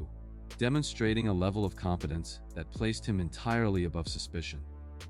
To the residents of the surrounding, quiet communities of Belleville and Tweed, Ontario, Williams and his wife projected the flawless image of an affluent, highly successful couple who embodied the absolute best of civic duty and military discipline. He routinely participated in community events, stood stoically for photographs in his immaculately pressed uniform, adorned with numerous commendations, and interacted with local civilian leadership with the polished, confident grace expected of a senior military commander. Beneath this heavy, glittering armor of medals and national respect, however, lurked a deeply disturbed, highly organized predator who was actively exploiting the inherent trust placed in his rank to mask an escalating, horrific double life. The communities encompassing the military base viewed the military personnel as their ultimate protectors, completely oblivious to the terrifying reality that the most dangerous individual in the region was the very man tasked with overseeing their collective security. Williams had successfully weaponized his impeccable public persona, utilizing the unquestioning deference afforded to a military colonel as an invisible shield that allowed him to move freely through the quiet rural landscapes without ever drawing a second glance from local law enforcement. This profound, staggering dichotomy between his outward representation of supreme Canadian excellence and his deeply concealed, monstrous compulsions provides the necessary, chilling foundation for understanding the absolute devastation that would soon be inflicted upon the region. Snow-covered roads of eastern Ontario during those bitterly cold winter months served as the seemingly peaceful backdrop for a predator who genuinely believed that his high-ranking military authority rendered him completely untouchable by civilian laws and investigative scrutiny. The horrifying dissolution of this peaceful rural environment commenced when a deeply disturbing, localized pattern of bizarre residential break-ins abruptly escalated from strange, fetishistic property crimes into unspeakable acts of extreme, fatal violence. For months, local police had been quietly investigating a series of puzzling home invasions where an unknown perpetrator meticulously bypassed security measures to steal specific items of women's undergarments, a seemingly localized nuisance that terrified victims but lacked the severity to trigger a massive, multi-agency response. This fundamentally changed in November 2009 when the brutal, highly organized sexual assault and murder of Marie-France Comeau, a 38-year-old corporal and flight attendant stationed directly under Williams's command at CFB Trenton, completely shattered the illusion of safety within the military and civilian communities. The terrifying escalation reached an absolute, undeniable crisis point just a few months later, in late January 2010, when 27-year-old Jessica Lloyd abruptly vanished from her home in Tweed, leaving behind an open door, uncharacteristically ignored text messages, and a community plunged into a state of absolute, paralyzing panic. Investigators responding to Jessica's residence instantly recognized the hallmarks of a highly sophisticated, violent abduction, noting the terrifying absence of a chaotic struggle and the chilling precision with which the perpetrator had navigated the dark, rural property to extract his victim without drawing any attention from neighbors. This sudden, violent transition from secretive, fetishistic burglaries to the brazen abduction and murder of two prominent, deeply loved local women served as the definitive point of no return for the local constabulary and the Ontario Provincial Police. The chilling realization that a highly organized, rapidly escalating serial predator was actively hunting within their jurisdiction forced law enforcement to rapidly mobilize their resources, recognizing that the perpetrator was intimately familiar with the local geography and possessed a terrifying level of patience and tactical discipline. As frantic search parties scoured the frozen landscape for any sign of Jessica Lloyd, detectives meticulously combed through the snow-covered perimeter of her home, discovering a set of highly distinct boot prints and a very specific set of vehicle tire tracks that had been hastily left behind in the dark. The discovery of these precise, undeniable physical impressions permanently shifted the investigation from a desperate search and rescue operation into a highly focused, forensic manhunt aimed at identifying a phantom who mistakenly believed the winter elements would completely erase his violent footsteps. As the massive, multi-agency investigation intensified, the Ontario Provincial Police initiated a highly aggressive, systematic strategy to identify the vehicle responsible for the distinctive tire tracks found at the Lloyd residence, setting up extensive, mandatory roadblocks throughout the surrounding highways. Detectives spent grueling hours cross-referencing hundreds of local vehicle registrations, interviewing panicked residents, and painstakingly analyzing the specific tread patterns, ultimately determining that the suspect was driving a specific model of Nissan Pathfinder equipped with distinct winter tires. The tension surrounding the manhunt skyrocketed dramatically when, during a routine canvass at a police checkpoint, an officer documented the exact matching tread pattern on a pristine SUV driven by none other than Colonel Russell Williams,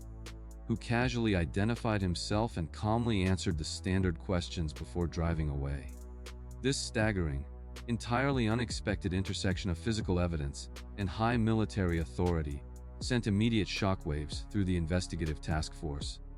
forcing seasoned detectives to confront the terrifying, highly sensitive reality that their primary suspect was one of the most powerful and heavily protected men in the country, operating under an absolute veil of secrecy to prevent any political interference or premature media leaks. Behavioral analysts and forensic teams quietly built an airtight, undeniable matrix of circumstantial evidence around the commander, cross-referencing his military schedule with the precise dates and times of the escalating break-ins and murders. Furthermore, investigators discreetly matched the distinct, heavy-duty military boot prints found in the snow outside Jessica's home to the standard-issue footwear utilized by senior personnel at the airbase, solidifying the horrifying hypothesis that the colonel was utilizing his military training to conduct nighttime reconnaissance on his targets.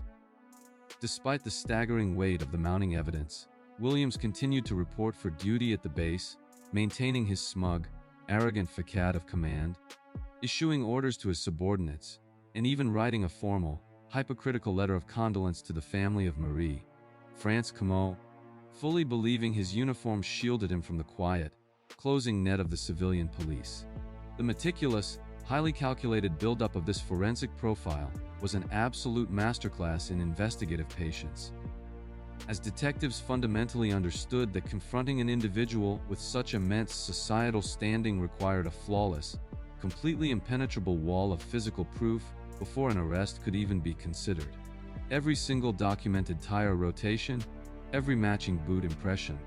and every subtle inconsistency in his alibi systematically dismantled the protective aura of his military rank, preparing the ground for an unprecedented, high-stakes confrontation between civilian justice and unchecked, predatory arrogance.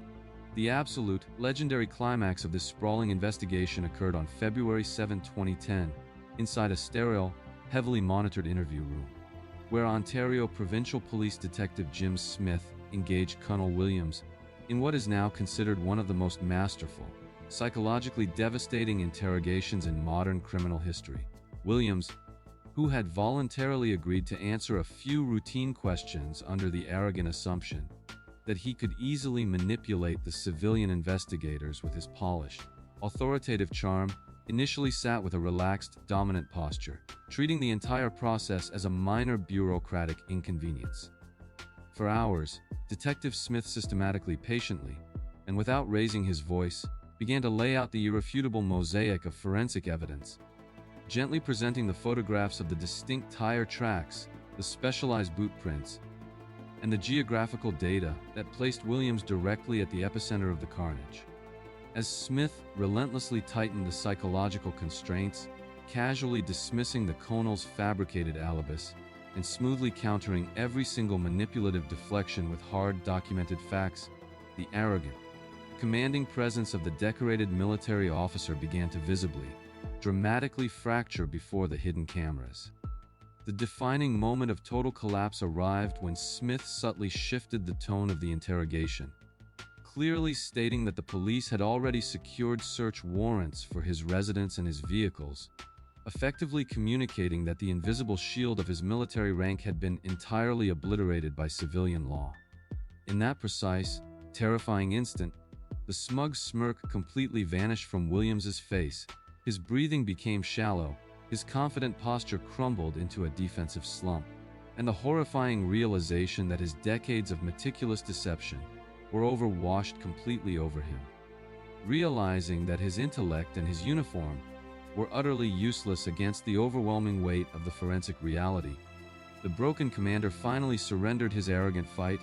quietly and clinically confessing to the murders, the sexual assaults, and the dozens of fetishistic break-ins.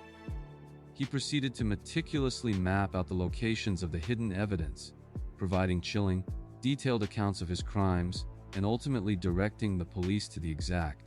horrific location where he had hidden Jessica Lloyd's body, permanently destroying the illusion of his distinguished military career.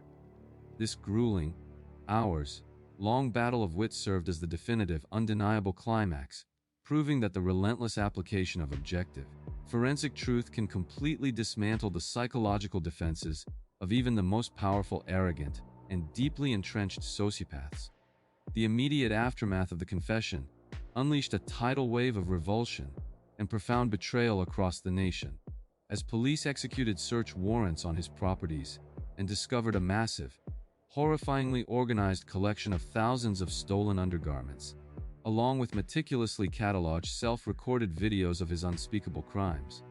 Facing an insurmountable mountain of his own terrifying documentation and the absolute finality of his recorded confession, Russell Williams officially pleaded guilty to all charges, permanently trading his decorated military uniform for the drab, heavily restricted reality of a maximum security prison inmate.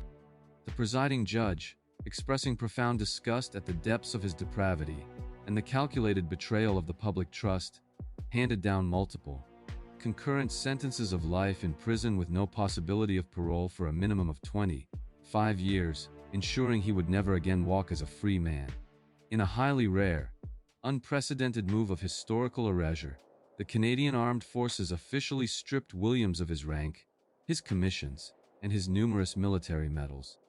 systematically destroying his uniform and wiping his existence from the honored annals of the military, leaving him with absolutely nothing but the infamy of his monstrous acts. For the deeply traumatized families of Marie, France Comeau, Jessica Lloyd, and the numerous surviving victims of his terrifying home invasions, the swift guilty plea provided a necessary, binding legal conclusion, completely bypassing the agonizing trauma of a protracted, graphic trial. The comprehensive, brilliantly executed investigation stands as a stark, enduring documentary testament to the critical importance of following the forensic evidence without fear or favor, regardless of the societal standing or the immense political power wielded by the primary suspect. The cold, unyielding reality of his permanent confinement serves as a daily, inescapable reminder of his ultimate pathetic failure. Completely neutralizing a predator who falsely believed his prestigious rank granted him the absolute right to hunt vulnerable women with impunity. His deeply disturbing story sets a grim, necessary precedent for understanding how the respect commanded by a highly esteemed profession can be terrifyingly exploited to mask a deep, escalating obsession. It is exactly this same chilling, deceptive arrogance wherein a highly educated and deeply respected professional utilizes his societal status and financial affluence to completely obscure a dark history of domestic murder that would later be witnessed in the affluent suburbs of Georgia, where a successful dentist named Barton Corbin attempted to stage a highly calculated, repetitive tragedy.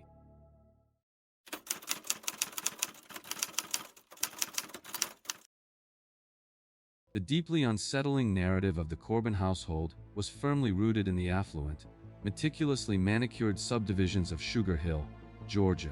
where Jennifer Corbin dedicated her entire existence to creating a loving, stable environment for her two young sons. To the outside community,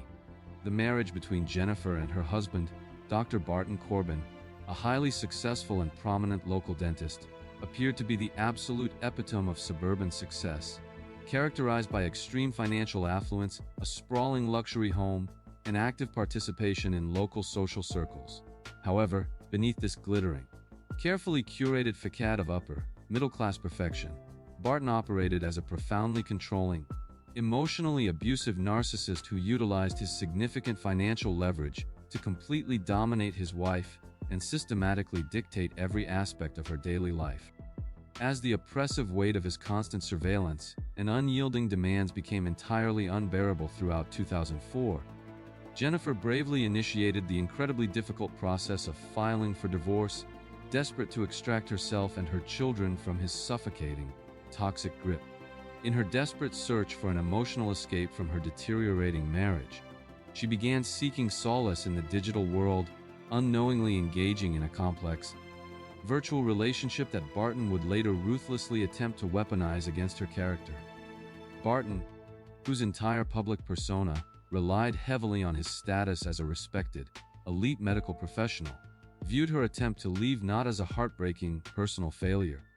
but as an unacceptable, infuriating challenge to his absolute authority and ownership.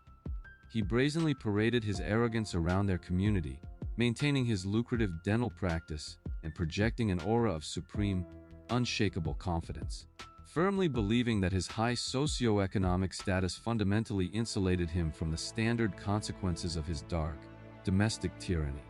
This terrifying environment of absolute, unchecked arrogance provides the necessary, devastating context for understanding how an esteemed healthcare provider could mentally transition from healing patients to meticulously engineering the cold-blooded eradication of the woman he had sworn to protect. The quiet, luxurious peace of their sprawling Georgia estate stood in stark, horrific contrast to the escalating, lethal danger that was silently building behind closed doors, completely unseen by the neighbors who admired them. Jennifer's courageous steps towards securing her own independence represented the absolute final moments of her life, as she was entirely oblivious to the terrifying lengths her husband would go to ensure she could never, under any circumstances, walk away from his control. The fragile, meticulously maintained illusion of the Corbin family's suburban tranquility was violently and permanently shattered on the morning of December 4, 2004, when a neighbor discovered Jennifer dead in her bed from a single, catastrophic gunshot wound to the head. When local law enforcement and emergency medical personnel rushed to the sprawling estate, they were immediately met by Barton, who confidently and smoothly presented a highly calculated, emotionally detached narrative designed to instantly frame the horrific scene as a tragic, undeniable suicide. He arrogantly informed the responding officers that Jennifer had been suffering from severe, undocumented depression, eagerly highlighting her impending divorce and her secret online relationship to provide a neat, highly convenient motive for her sudden, violent demise. Initially, the local police leaned heavily toward accepting his incredibly confident, medically authoritative explanation, heavily influenced by his pristine reputation within the community and the sheer, overwhelming presence of a revolver resting suspiciously close to her lifeless hand. However, the inciting incident fundamentally shifted from a routine suicide investigation into a highly complex, suspicious homicide inquiry the exact moment seasoned crime scene technicians began to note glaring, irrefutable physical inconsistencies that completely contradicted Barton's rehearsed story. Investigators quickly realized that the precise angle of the fatal gunshot wound was biomechanically near, impossible for Jennifer to have inflicted upon herself, and they noted a deeply suspicious, complete lack of gunshot residue on her hands, definitively suggesting the weapon had been manipulated after her death. Furthermore, the authorities discovered that the specific firearm found at the scene did not belong to anyone in the Corbin household, raising immediate, massive alarm bells about how a supposedly suicidal woman would have silently acquired an unregistered weapon in the middle of the night. This sudden, chilling realization that a prominent, highly respected citizen might have staged a brutal execution in his own home served as the absolute point of no return for the Gwinnett County detectives, forcing them to completely discard their initial assumptions. Smug, arrogant assumption that his professional standing and his carefully constructed narrative would force investigators to simply pack up and close the case ignited a relentless, forensic push to uncover the dark, hidden truths buried deep within his seemingly perfect life. The discovery of the staged crime scene permanently destroyed the dentist's illusion of intellectual superiority, officially launching a sprawling, high-stakes investigation that would soon unearth a deeply buried, terrifyingly repetitive history of fatal domestic violence. As the intensive homicide investigation rapidly gained momentum, it was fueled by the fierce, unwavering pushback from Jennifer's devastated family, who vehemently rejected the suicide narrative and publicly demanded that law enforcement aggressively scrutinize the arrogant dentist's background. Despite the mounting pressure and the blatant, public exposure of his highly contentious divorce, Barton maintained an infuriatingly smug, defiant posture, continuing to treat patients at his lucrative clinic and legally fighting for total control of the family assets, fully believing he had executed an undetectable crime. The investigation took a monumental, utterly shocking turn when detectives, digging deeply into his history, unearthed a massive, highly suspicious anomaly from his past. In 1990, during his time as a student at the Medical College of Georgia in Augusta, his then-girlfriend Dorothy Hearn was found dead of a single gunshot wound to the head. The eerie, mathematically impossible similarities between the two crime scenes sent immediate shockwaves through the investigative task force. Both women were attempting to leave Barton. Both were found dead with a revolver resting in their laps, and in both cases, Barton was the primary individual pushing the suicide narrative. Detectives rapidly mobilized to reopen the 14-year-old cold case in Augusta, exhuming the heavily archived files and discovering that the initial investigation into Hearn's death had been tragically flawed and prematurely closed, heavily influenced by Barton's confident, manipulative interference at the time. As investigators meticulously cross-referenced the two cases, the Georgia Bureau of Investigation completely dismantled Barton's alibi for Jennifer's murder by successfully tracing the specific murder weapon, a rare revolver, back to a close, personal friend of Barton's, who confirmed the dentist had secretly taken it days before the killing. This staggering accumulation of hard, physical evidence, the traced firearm, the identical staging, and the undeniable, predatory pattern of behavior, completely cornered the arrogant dentist, utterly destroying his public persona of an upstanding medical professional and revealing the cold, calculating serial predator beneath. The tension escalated to an absolute fever pitch as the walls of his decades-long deception rapidly closed in around him, transforming the untouchable, wealthy community leader into the primary suspect of a sprawling, multi-jurisdictional serial murder investigation. Every new forensic discovery systematically dismantled his carefully constructed lies, proving that his arrogant reliance on his medical degree and his ability to manipulate local authorities could not withstand the rigorous, combined application of modern ballistic science and historical case review. The absolute, shattering climax of this decade's long reign of domestic terror commenced when heavily armed tactical units officially placed Dr. Barton Corbin under arrest, charging him simultaneously with the brutal, premeditated murders of both Jennifer Corbin and Dorothy Hearn. Throughout the grueling pre-trial proceedings, Barton stubbornly maintained his infuriatingly composed, smug demeanor, hiring incredibly expensive, high-profile defense attorneys and projecting an absolute, narcissistic certainty that the prosecution would fail to definitively link the two cases in front of a jury.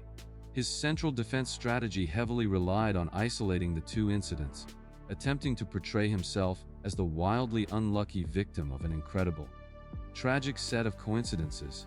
forcefully asserting that the state could never completely prove he pulled the trigger in either instance. However, the prosecution systematically and mercilessly eviscerated this arrogant delusion by securing a monumental legal victory, convincing the judge to allow the deeply intertwined, identical facts of both murders to be presented simultaneously, allowing the jury to recognize a definitive, undeniable pattern of predatory execution. As the dual trials approached, and the prosecution laid out an insurmountable mountain of forensic evidence, including the fatal ballistics, the traced murder weapon, and the identical, mathematically impossible blood spatter patterns, the arrogant facade of the wealthy, respected dentist finally began to visibly fracture. The defining moment of total collapse arrived, just as the jury selection was concluding, when Barton's elite defense team bluntly informed him that the sheer, undeniable weight of the documented facts made a death penalty conviction absolutely inevitable if he proceeded with his arrogant charade. Confronted with the terrifying, unyielding reality of the execution chamber, the smug smirk completely vanished from Barton's face, his confident posture crumbled into a defensive slump, and the horrifying realization that his decades of meticulous deception were definitively washed completely over him. The climax of the legal battle proved that no amount of superficial charm, medical prestige, or highly rehearsed lies could override the forensic reality of the traced revolver and the identical crime scenes, solidifying the undeniable understanding of his absolute, irredeemable guilt. Cornered by the absolute certainty of his impending demise, Barton was forced into a humiliating, total surrender, permanently stripping away his professional dignity and his lifelong illusion of intellectual superiority in front of the families he had so deeply destroyed. The inevitable, legally binding resolution to this horrific saga arrived in a packed, emotionally charged Georgia courtroom, where Barton Corbin officially abandoned his arrogant fight and pleaded guilty to 2 counts of malice murder to explicitly avoid the state's death penalty. The infuriating confidence that had characterized his demeanor since his days in dental school permanently dissolved as the judge handed down 2 concurrent life sentences, permanently removing him from the wealthy suburbs and plunging him into the brutal, unforgiving reality of the state penitentiary system. He was immediately stripped of his tailored suits and his medical license, transferred to a maximum security facility where his grandiose delusions of being an untouchable, elite professional were abruptly crushed by the severe, highly regulated, and profoundly mundane reality of permanent institutional confinement. For the deeply traumatized, grieving families of both Jennifer Corbin and Dorothy Hearn, the guilty pleas provided a massive, necessary, and legally binding closure, officially erasing the painful, fabricated stigma of suicide that had unfairly hovered over their daughter's memories for years. The exhaustive, deeply disturbing investigation into the Corbin murders stands as a stark, documentary testament to the absolute necessity of rigorously scrutinizing overly convenient domestic tragedies, proving that meticulous forensic analysis can successfully uncover the darkest truths hidden within the most affluent, respected households. The cold, unyielding reality of his permanent imprisonment serves as a daily, inescapable reminder of his ultimate, pathetic failure. Completely neutralizing a predator who falsely believed his intelligence and his socioeconomic status could outmaneuver the dedicated scrutiny of law enforcement, his documented story sets a grim, necessary precedent for understanding how the deeply ingrained structures of wealth and professional respect can be terrifyingly exploited to mask a repetitive, highly calculated compulsion to annihilate women who dare to seek their freedom. It is exactly this same chilling, deceptive arrogance wherein a successful professional utilizes a chaotic, staged event to completely obscure a calculated, domestic assassination. That would later be witnessed on a dark Florida beach, where Justin Barber attempted to mask his wife's murder beneath the violent guise of a botched robbery.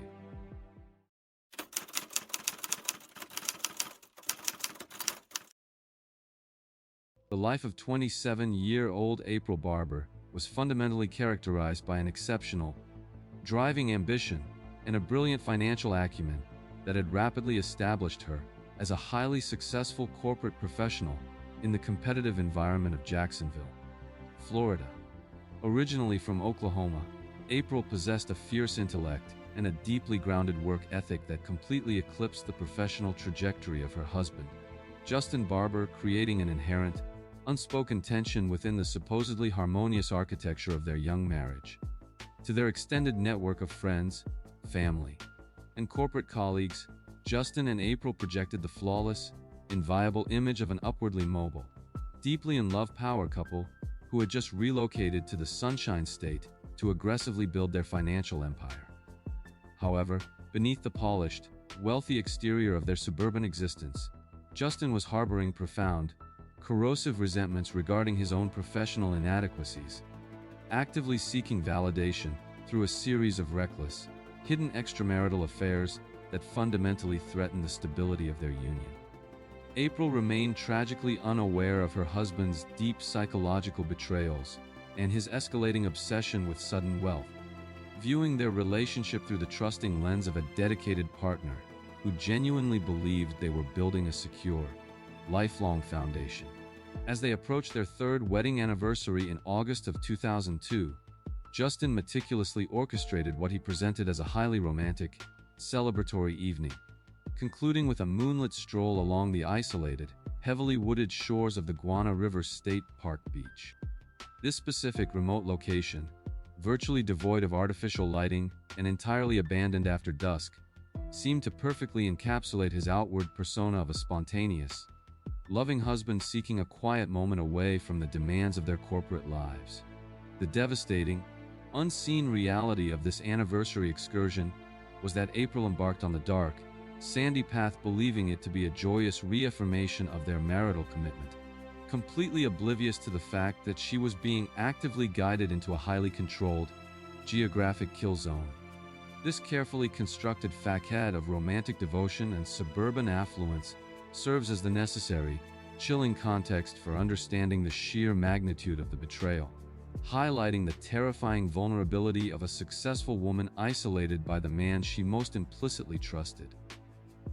Rhythmic sound of the ocean waves crashing against the Florida coastline, that evening represented the absolute final moments of peace for an innocent woman who was entirely unaware of the lethal, calculated trap her husband had spent months meticulously designing. The fabricated,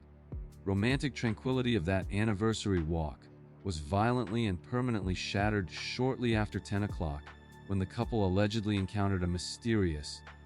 unprovoked threat on the dark expanse of the Florida beach. According to the initial,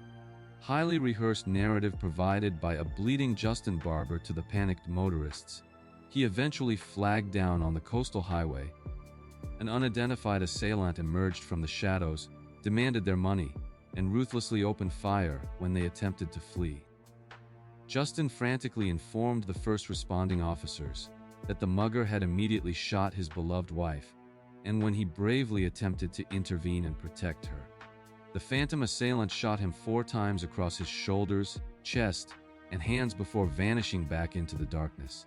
When emergency medical personnel finally located April's lifeless body on the secluded beach,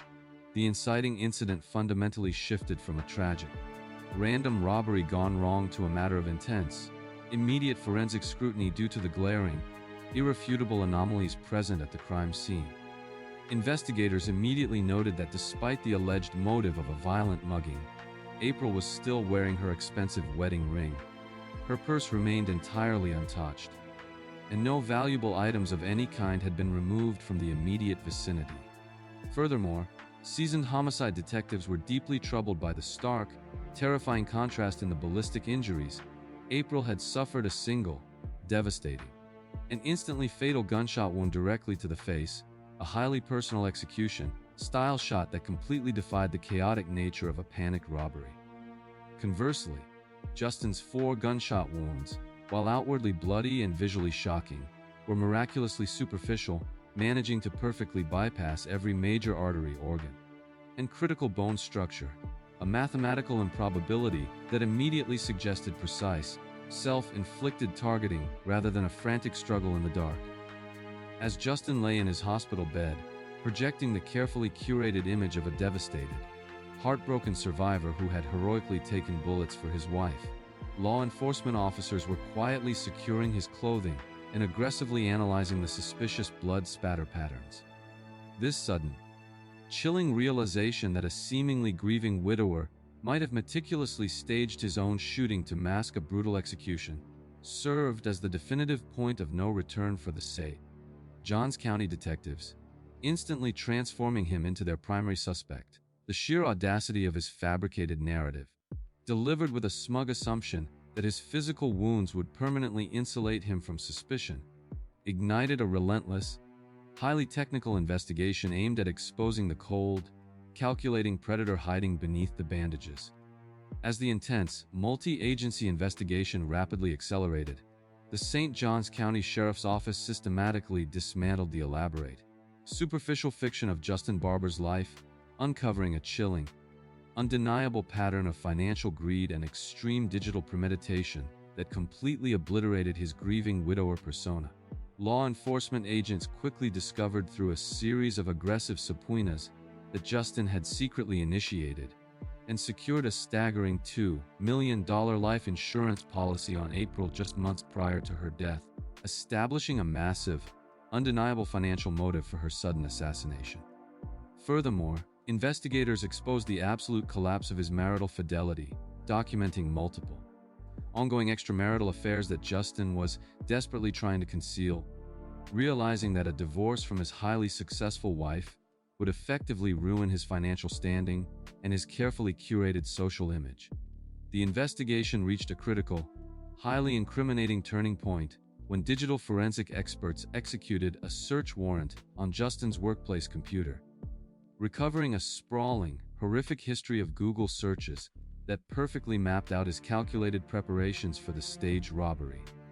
Detectives were absolutely staggered to find that in the weeks leading up to the anniversary trip, Justin had meticulously researched medical diagrams and trauma literature, specifically searching phrases like gunshot wound to the right chest, trauma cases left chest, and surviving gunshot wounds. When formally confronted with this devastating, undeniable piece of digital evidence during interrogations, Justin arrogantly attempted to explain it away as mundane, generalized curiosity sparked by a recent news article,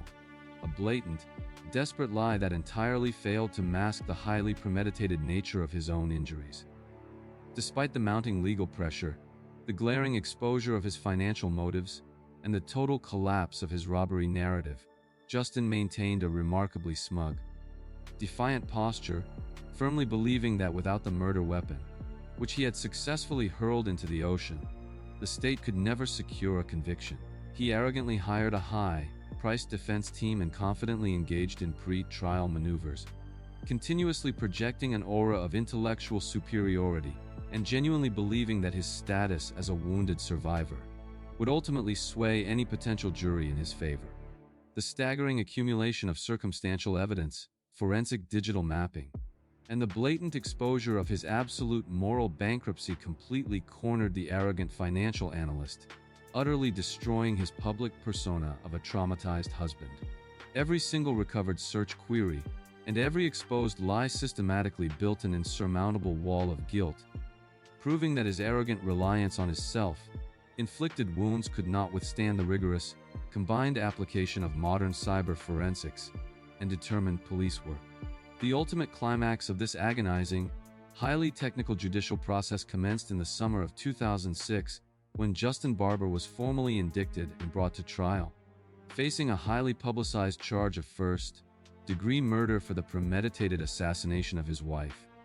Throughout the grueling weeks of the trial proceedings, Justin exhibited an infuriatingly arrogant and composed demeanor, frequently smirking at his legal team, projecting an absolute narcissistic certainty that his expensive defense strategy could successfully obscure the undeniable truth behind a veil of reasonable doubt. His defense heavily relied on the sheer trauma of his own gunshot wounds, aggressively asserting that no rational human being would voluntarily shoot themselves 4 times to cover up a murder,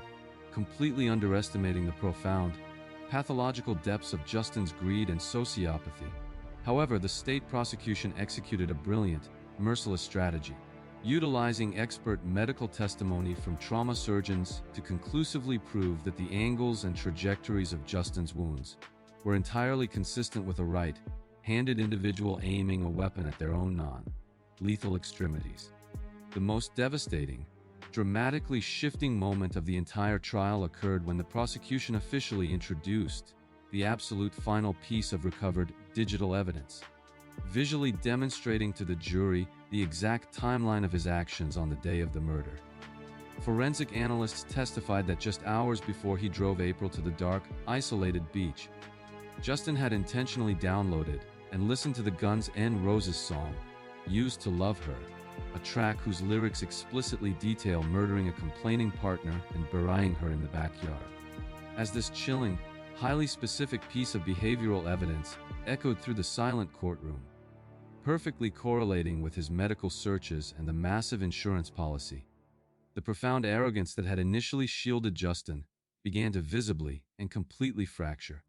The jury watched intently as his facade of intellectual superiority and victimhood crumbled under the undeniable weight of his own documented digital footprint,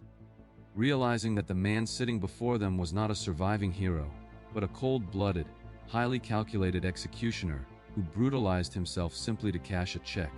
The climax of the trial firmly established that no amount of superficial charm, self-inflicted pain, or carefully constructed lies could override the forensic digital timeline, solidifying the jury's understanding of his absolute, irredeemable guilt. Confronted with the overwhelming, irrefutable reality of his exposed internet searches and the damning musical download, Justin's silent, rigid defiance finally collapsed, permanently destroying his lifelong illusion of being an untouchable mastermind. The inevitable, legally binding resolution arrived when the jury, having comprehensively seen through his arrogant, theatrical deception and the staggering improbability of his defense, deliberated and returned a definitive verdict of guilty of first-degree murder, completely rejecting his fabricated tale of a beachside ambush. The smug, infuriating confidence that had characterized his demeanor since the night he flagged down those terrified motorists permanently dissolved as the judge handed down the severe sentence of life in state prison, without the slightest possibility of parole, officially finalizing his absolute defeat. Justin Barber was subsequently stripped of his tailored suits and transferred to a high-security Florida penitentiary, where his world was abruptly, permanently reduced from the expansive, open beaches of the coastline to the severe, inescapable confines of a sterile, concrete cell. This permanent institutionalization effectively destroyed his desperate, pathological pursuit of unearned wealth,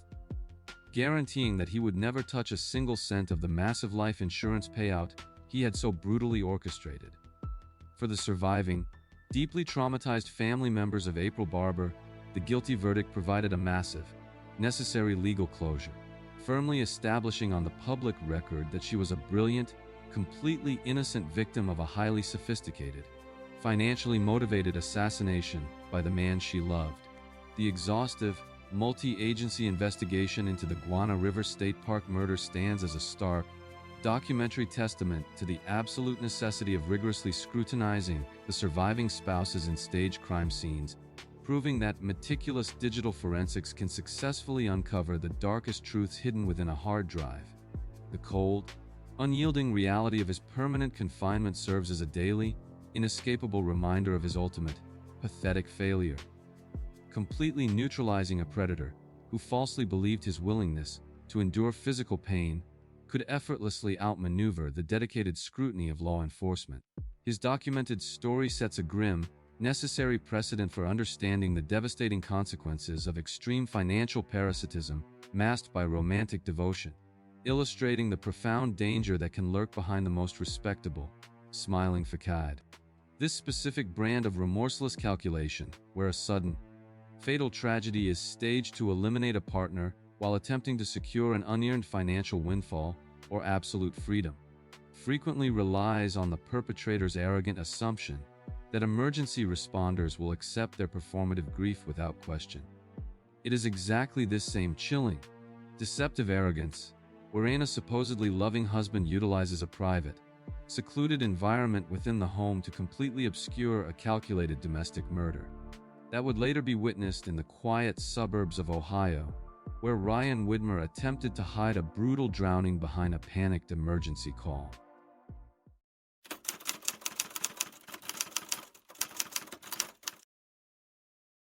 The life of 24-year-old Sarah Widmer was characterized by a profound, radiant optimism and a deep dedication to her career as a dental hygienist, a profession where her natural empathy and meticulous care made her a beloved figure among her colleagues and patients in the quiet, affluent suburbs of Hamilton Township, Ohio. Having recently married 27-year-old Ryan Widmer in a beautifully orchestrated ceremony in April 2008, Sarah eagerly embraced the traditional milestones of early adulthood, pouring her energy into decorating their newly purchased home and establishing the warm, domestic routines of a fresh marriage. To their extensive network of friends, supportive families, and the surrounding suburban community, Ryan and Sarah projected the absolute, flawless image of a perfect, upwardly mobile young couple who had successfully laid the groundwork for a long, prosperous, and deeply happy future together. Ryan, employed as a sports planner, appeared to be a dedicated, stable partner who shared her conventional aspirations, completely masking any underlying interpersonal frictions beneath a thick, carefully maintained veneer of suburban normalcy and newly bliss. Their daily lives were filled with the mundane, but comforting rhythms of dual-income professionals, navigating the early stages of domesticity, organizing weekend gatherings, attending local sporting events, and meticulously planning the long-term trajectory of their shared financial and family goals. However, beneath this polished, inviolable exterior of new-lied perfection, subtle, unaddressed tensions regarding lifestyle choices, financial priorities, and personal autonomy were silently accumulating within the pristine walls of their four-bedroom house. Sarah remained largely oblivious to the terrifying reality that the man she had so recently committed her life to possessed a deeply concealed, volatile capacity for sudden, overwhelming violence that could be triggered without a moment's notice. This carefully constructed facade of romantic devotion and suburban affluence serves as the necessary, chilling context for understanding the sheer magnitude of the betrayal, highlighting the terrifying vulnerability of a successful young woman isolated within the presumed safety of her own marital sanctuary. The quiet, peaceful evening of August 11, 2008, following a completely ordinary day of work and a shared dinner, represented the absolute final moments of safety for an innocent woman who was entirely unaware that her trusted partner was about to transform their private master bathroom into a fatal, inescapable trap. The serene silence of the Ohio suburbs that night stood in stark, horrific contrast to the sudden, lethal violence that was about to unfold behind the locked doors of their meticulously decorated home. The fragile, meticulously maintained illusion of the Widmer family's suburban tranquility was violently and permanently shattered shortly before 11:00 p.m. when Ryan initiated a frantic, deeply unsettling 911 call, reporting to emergency dispatchers that his young bride had inexplicably fallen asleep and drowned in their master bathtub. Upon rushing to the pristine suburban residence, first responders were immediately confronted with a chaotic, highly distressing scene where Ryan was frantically attempting to perform cardiopulmonary resuscitation on Sarah's completely lifeless body on the carpeted floor of their master bedroom. However, the inciting incident fundamentally shifted from a tragic, unexplained medical emergency to a matter of intense,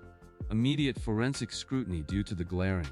irrefutable physical anomalies present within the immediate vicinity of the supposed drowning. Seasoned police officers and emergency medical technicians immediately noted that despite Ryan's frantic claims of pulling his fully submerged wife from a bathtub filled with water,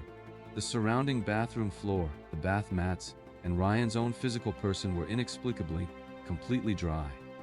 Furthermore, investigators observed that the water remaining in the bathtub was completely devoid of the soap, shampoo, or bodily residue typically present after a standard bathing routine, suggesting a sudden, violent submersion rather than a relaxed, prolonged soak that ended in an accidental medical episode, as paramedics desperately but unsuccessfully attempted to revive Sarah, ultimately rushing her to a local hospital, where she was officially pronounced dead. The initial responding officers began to aggressively secure the master bedroom and bathroom, recognizing the undeniable hallmarks of a staged, sanitized crime scene. This sudden,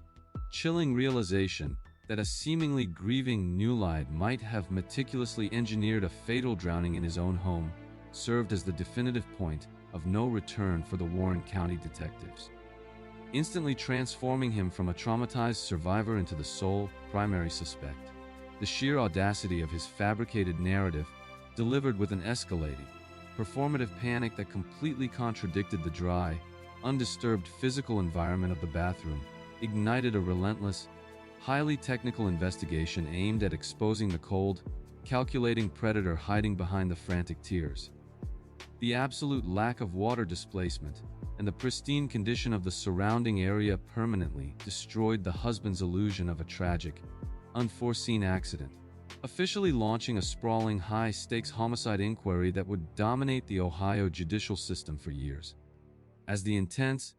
heavily scrutinized homicide investigation rapidly accelerated, the Warren County Coroner's Office systematically dismantled the elaborate, superficial fiction of a sudden, unexplained medical collapse, uncovering a chilling, undeniable pattern of violent, blunt force trauma that completely obliterated Ryan's defensive narrative. The comprehensive forensic autopsy definitively revealed that Sarah had sustained multiple, highly suspicious injuries that were entirely inconsistent with a simple, relaxed slip into the water, including deep bruising to her neck, a contusion on her scalp, and alarming internal hemorrhaging within her delicate neck muscles. These devastating, undeniable medical findings provided the state investigators with the crucial forensic evidence necessary to officially rule the death a homicide by forcible drowning, leading directly to the dramatic, highly publicized arrest of Ryan Widmer for the aggravated murder of his wife of only 4 months. Throughout the agonizing, highly technical pre-trial maneuvers and the grueling sequence of the ensuing legal battles, Ryan maintained a remarkably smug, defiant posture, heavily backed by a fiercely loyal community of supporters who aggressively funded his defense and launched intense, public smear campaigns against the local law enforcement agencies. He arrogantly paraded through the local media, projecting an absolute, narcissistic certainty that his expensive defense strategy, which aggressively argued that Sarah suffered from an undiagnosed,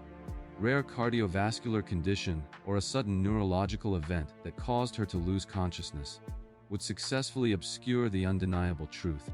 The investigation morphed into an unprecedented, highly volatile judicial marathon spanning 3 separate,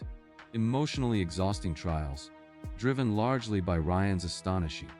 deeply narcissistic ability to manipulate the narrative and exploit minor procedural technicalities to repeatedly overturn his initial convictions.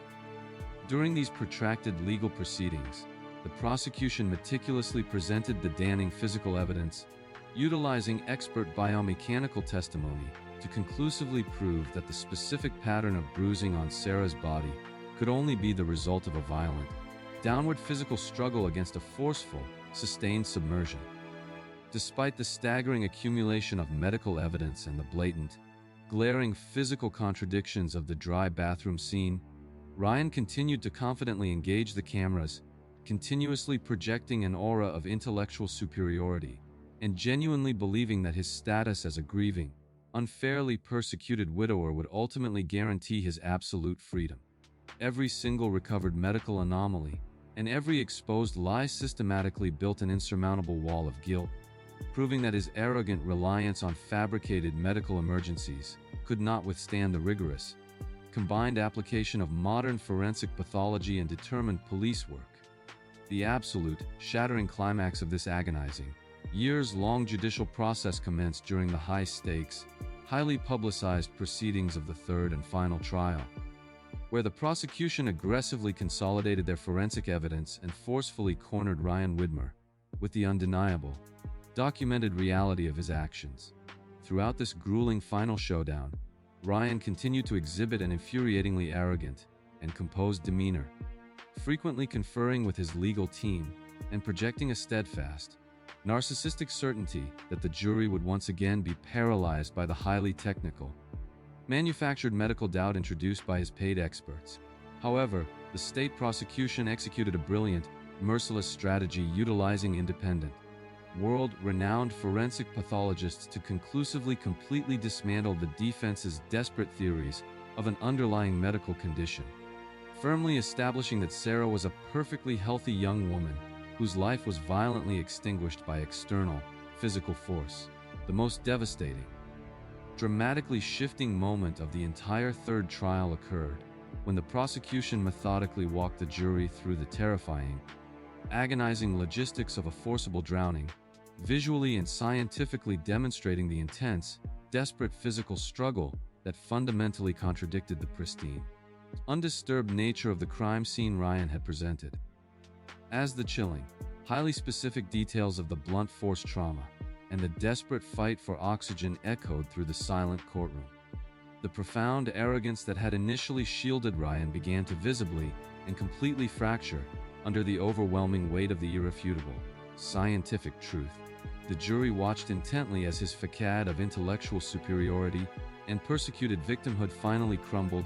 realizing with absolute clarity that the man sitting before them was not a tragically unlucky husband, but a cold-blooded, highly calculated executioner who had utilized the privacy of his own bathroom to annihilate his wife.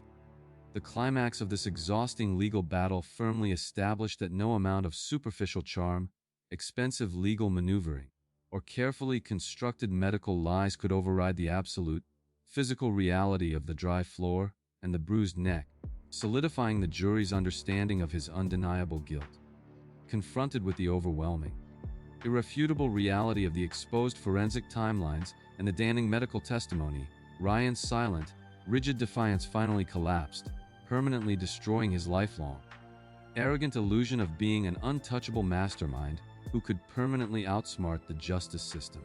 The inevitable, legally binding resolution arrived swiftly when the jury of the third trial, having comprehensively seen through his arrogant,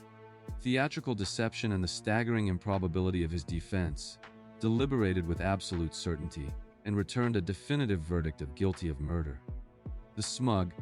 infuriating confidence that had characterized his demeanor through years of appeals and intense media scrutiny permanently dissolved as the judge, condemning his total lack of remorse and the brutal nature of the betrayal, handed down a severe sentence of 15 years to life in a maximum security state penitentiary. Ryan Widmer was abruptly stripped of his tailored civilian clothing and transferred from the supportive, wealthy suburbs to a high-security Ohio prison, where his grandiose delusions of eventual exoneration were abruptly crushed by the severe, highly regulated, and profoundly mundane reality of permanent institutional confinement. For the surviving, deeply traumatized family members of Sarah Widmer, who had endured an unimaginable, protracted legal nightmare spanning multiple years, the final guilty verdict provided a massive, necessary legal closure, firmly establishing on the public record that she was a completely innocent victim of domestic homicide. The exhaustive, deeply disturbing investigation into the Warren County bathtub murder stands as a stark, documentary testament to the absolute necessity of rigorously scrutinizing the physical environment of an alleged accident, proving that meticulous forensic analysis can successfully uncover the darkest truths hidden within a domestic sanctuary. The cold, unyielding reality of his permanent imprisonment serves as a daily, inescapable reminder of his ultimate, pathetic failure, completely neutralizing a predator who falsely believed his willingness to manipulate a medical emergency could effortlessly outmaneuver the dedicated, relentless scrutiny of law enforcement. His documented story sets a grim, necessary precedent for understanding the devastating consequences of extreme domestic volatility masked by suburban perfection, illustrating the profound danger that can lurk behind the most respectable, Smiling facade, even within the initial months of a marriage. The definitive closure of the Widmer case perfectly encapsulates the central, terrifying reality of all these harrowing investigations, bringing us directly to the fundamental, chilling truth regarding the deeply deceptive nature of those who kill with a smile. The chilling reality uniting these 10 narratives is that supreme arrogance, no matter how meticulously constructed or ruthlessly defended, inevitably collapses under the unforgiving weight of forensic truth, as we are forced to confront the terrifying fragility of our own intuitions. We are left to wonder just how well we truly know the people behind the perfectly curated smiles. Thank you for watching.